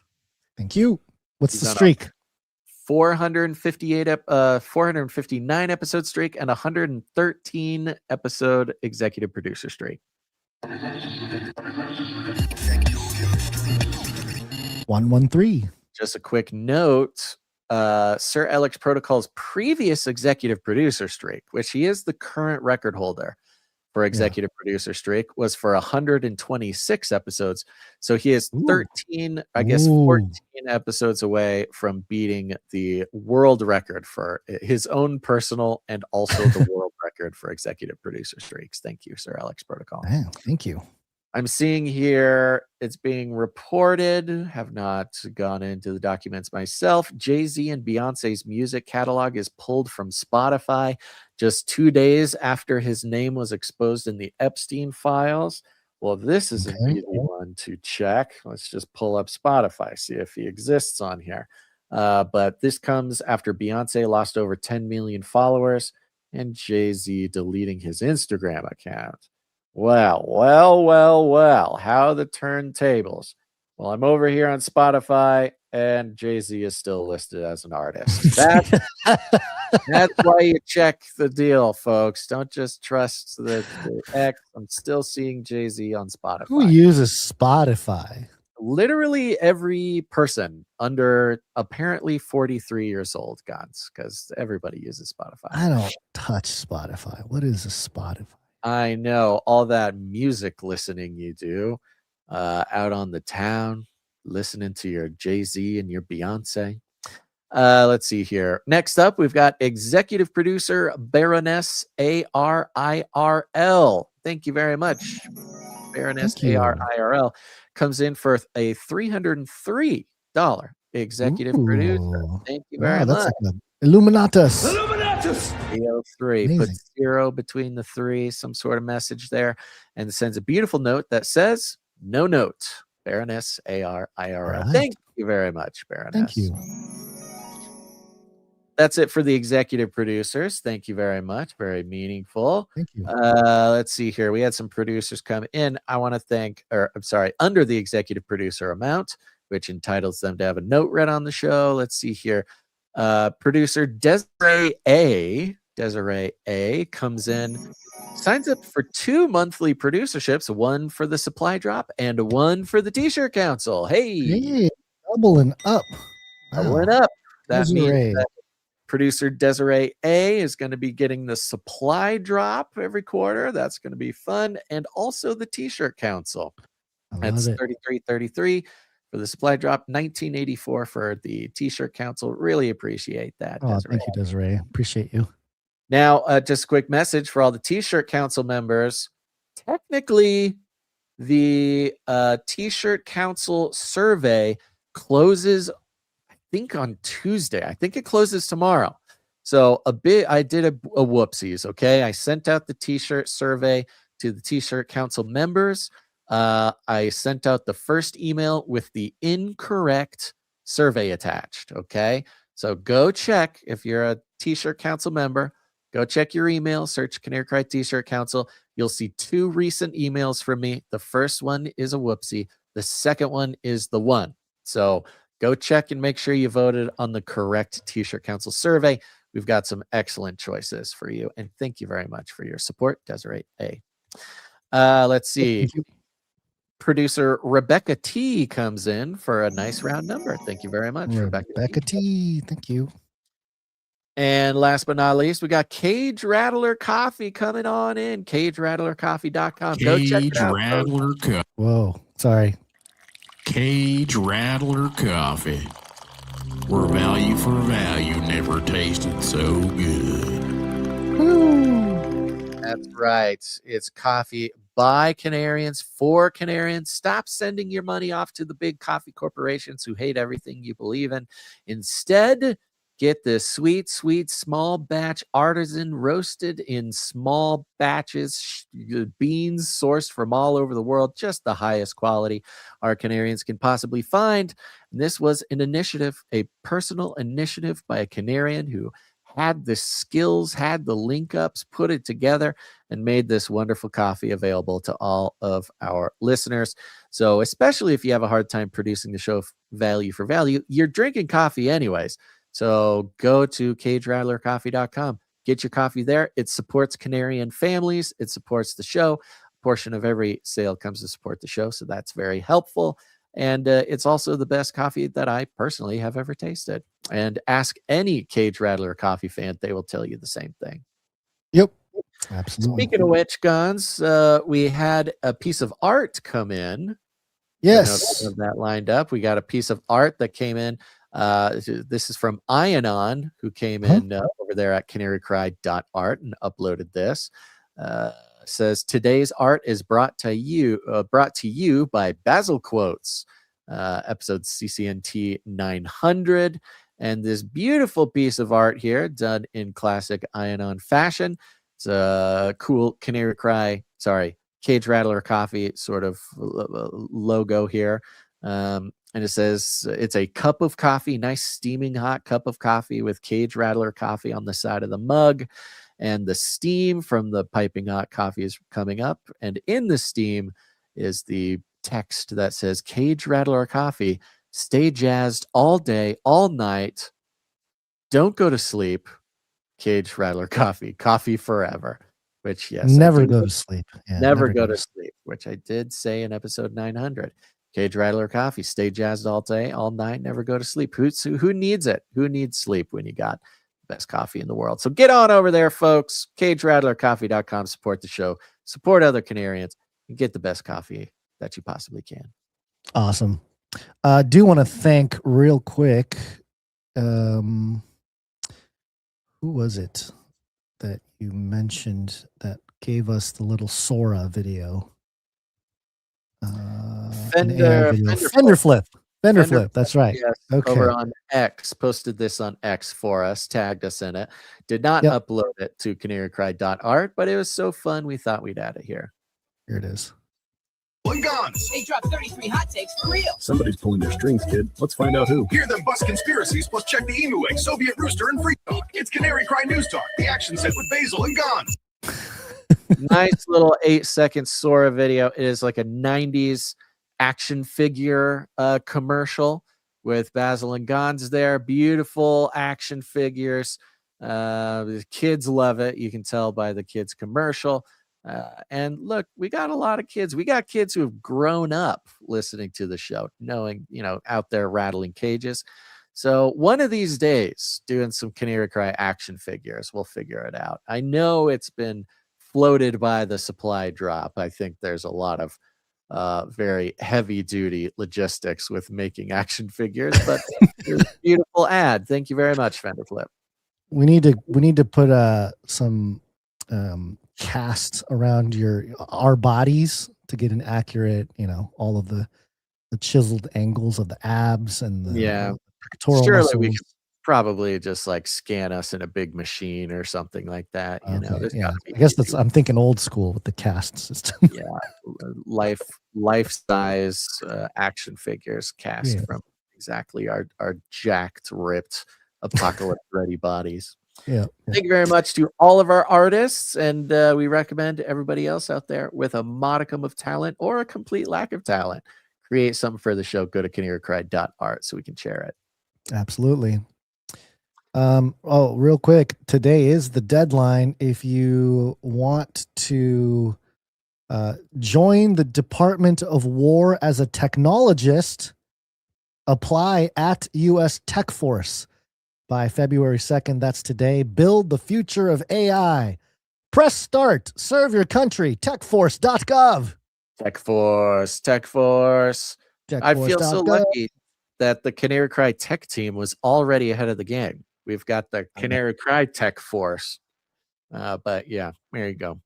Maybe That's a very sort of pixel art, video gamey, sort of, very interesting advertisement for the government to be putting out. TV Tech face Force. wearing a black hoodie. Yeah, Tech Force. Ominous. Press start. Ominous. Okay. Anything else you want to say? Should we mention the meetups? What do we do? Oh yeah, meetups might be a good thing. We are a little there's tight, one happening. Is there one happening real soon? I think there's one happening real soon. like this February weekend. 7th. 5 days this weekend. Yeah, let me try. Where's my meetup? You can go to canarycrymeetups.com to learn all about it, folks. We got a couple of meetups. Louisville, Kentucky meetup at the Whirling Tiger, 3 p.m. this Saturday, February 7th, 2026. If you're in or around within striking distance of Louisville, Kentucky, go to the Whirling Tiger at 3 p.m. this Saturday. If you go to Canary Cry Meetups, you can see the RSVP email there, lookglassdarkly@gmail.com. But you can also just show up at the Whirling Tiger. Go check it out. And if you're not in Louisville, Kentucky, say you're more in the Denver area, in North Glen, Colorado, we've got a meetup at Prost Brewing Company. That's in North Glen, Colorado, February 28th at the end of the month at 3 p.m. We've also got RSVP information there. So Colorado, Louisville, Kentucky, and certainly more meetups to come, folks. If you don't see one near you, put it on yourself. Just pick a time, pick a place. Send us an email at canarycryradio@gmail.com and let us know that you want to meet up with other Canarians, and we will tell the world. And you'll meet so many friends. And now's the time to do it, because you're going to need Canary Cry friends with the direction things are going. My cat is yelling. I think your cat is really annoyed about. My cat can sense that it's the end of the show. So yeah, I was going to say. The cat is mad that secretly in this office. I did not know he was here, but here he is. Okay, well, because the cat needs to get out of the office, let's go ahead and close it up. Thank you to our producers who help us out with their time, for instance, like the Canary Cry tech team, but also like our time stampers. Timestamp, it's hard work. Timestamp. Jade Bouncerson getting in there, doing good work. Thank you, Jade Bouncerson. Appreciate you. Appreciate it. And of course, thank you to the rest of there's so many to name. Many of them we don't even name. We apologize for that. We're happy to name them. Most of them say, don't worry about it. I'm just doing my job here. But we also have Jam, who heads up the Telegram channel. And we have, wow, I have closed my document. Look at that. So I'm going to go by memory. Jam heads up the Telegram channel. Adam42 heads up the Discord channel. If you are a Telegram or Discord person or want to become a person as a member of those communities, go to CanaryCry.Party. You'll see the invite links for the Discord and the Telegram there. Highly recommend you join in. Got to make friends, got to stay grounded. Of course, thank you to Joe for all the feedback. Thank you to Clank for everything you do, Clank. And thank you to, of course, Sir Ike for making so much happen for us. Appreciate it.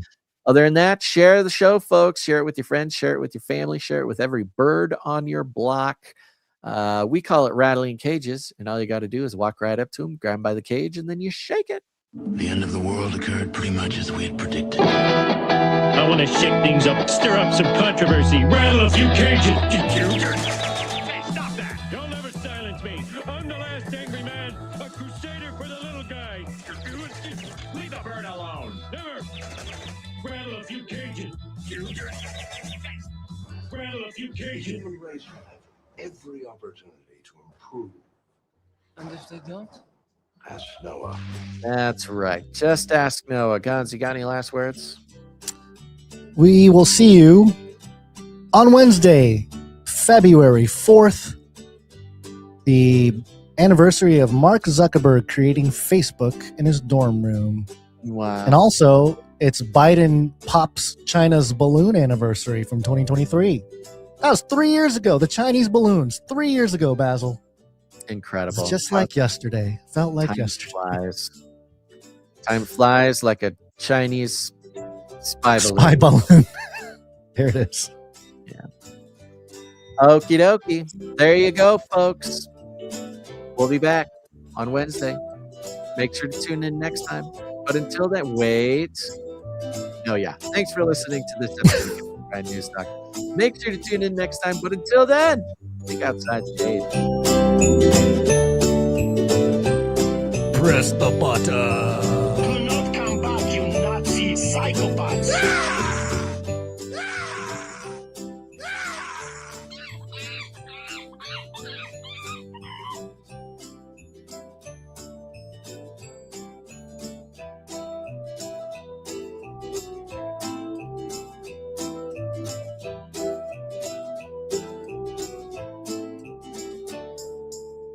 Remember, reality is an illusion. The universe is a hologram. Buy gold.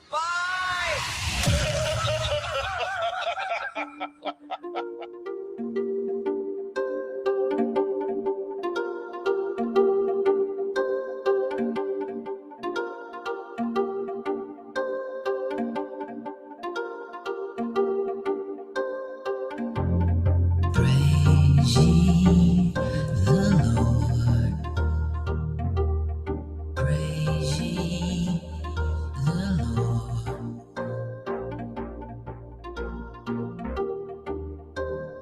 From the heavens, praise him in the heights. Praise ye him, all his angels. Praise ye him, all his hosts. Praise ye him, sun and moon.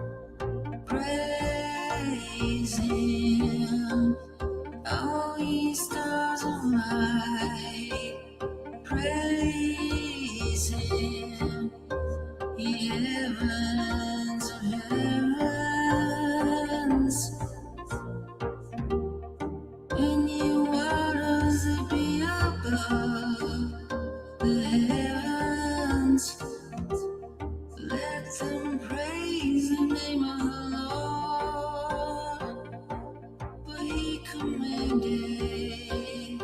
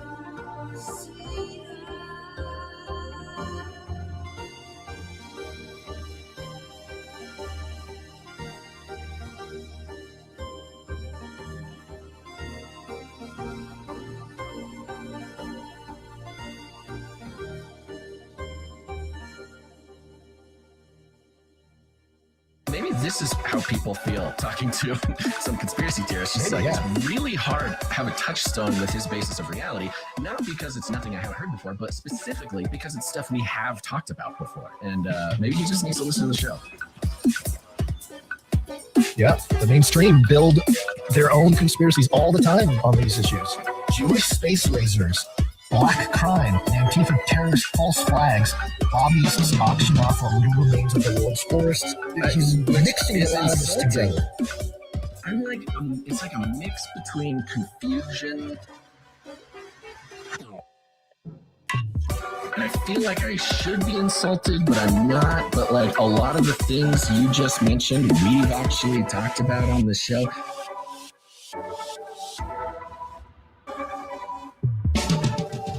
You know, sadly, the virus itself, particularly the variant called Omicron, is a type of vaccine. That is, it creates both B cell and T cell immunity. And a resounding baga flies through the air across the world.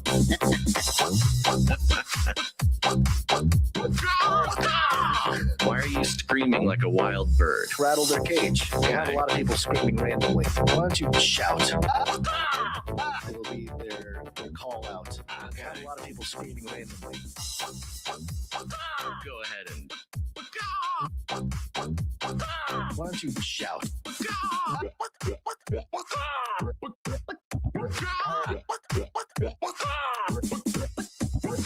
Why are you screaming like a wild bird?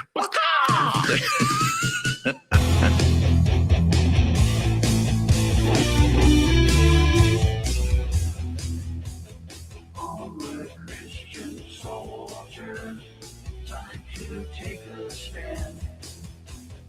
Upward Christian soldiers, march to the promised land. They scourged us and purged us. They hate our Jesus. They burned us and stoned us. They're the minds with diseases.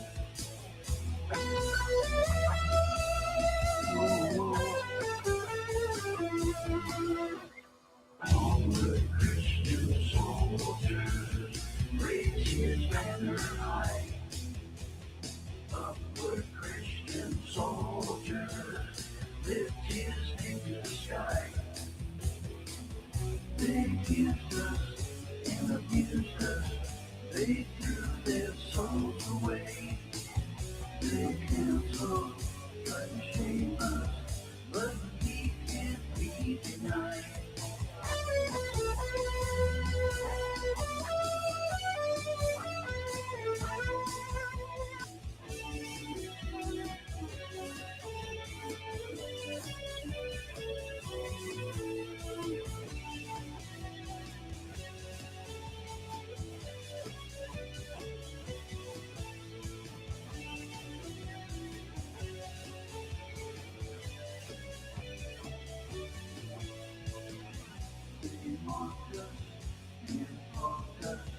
They're nothing but twisted clowns.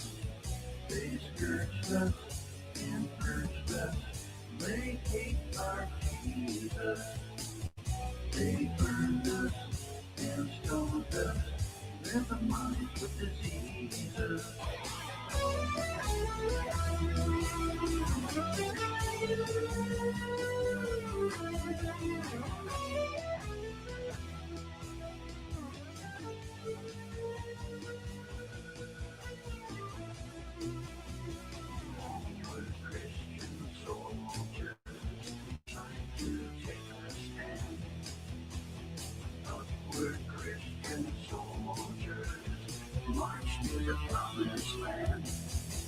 I'll keep you warm and safe in my people's zoo. Value for value. We take no money from corporations, commies, or cartels. Canary Cry.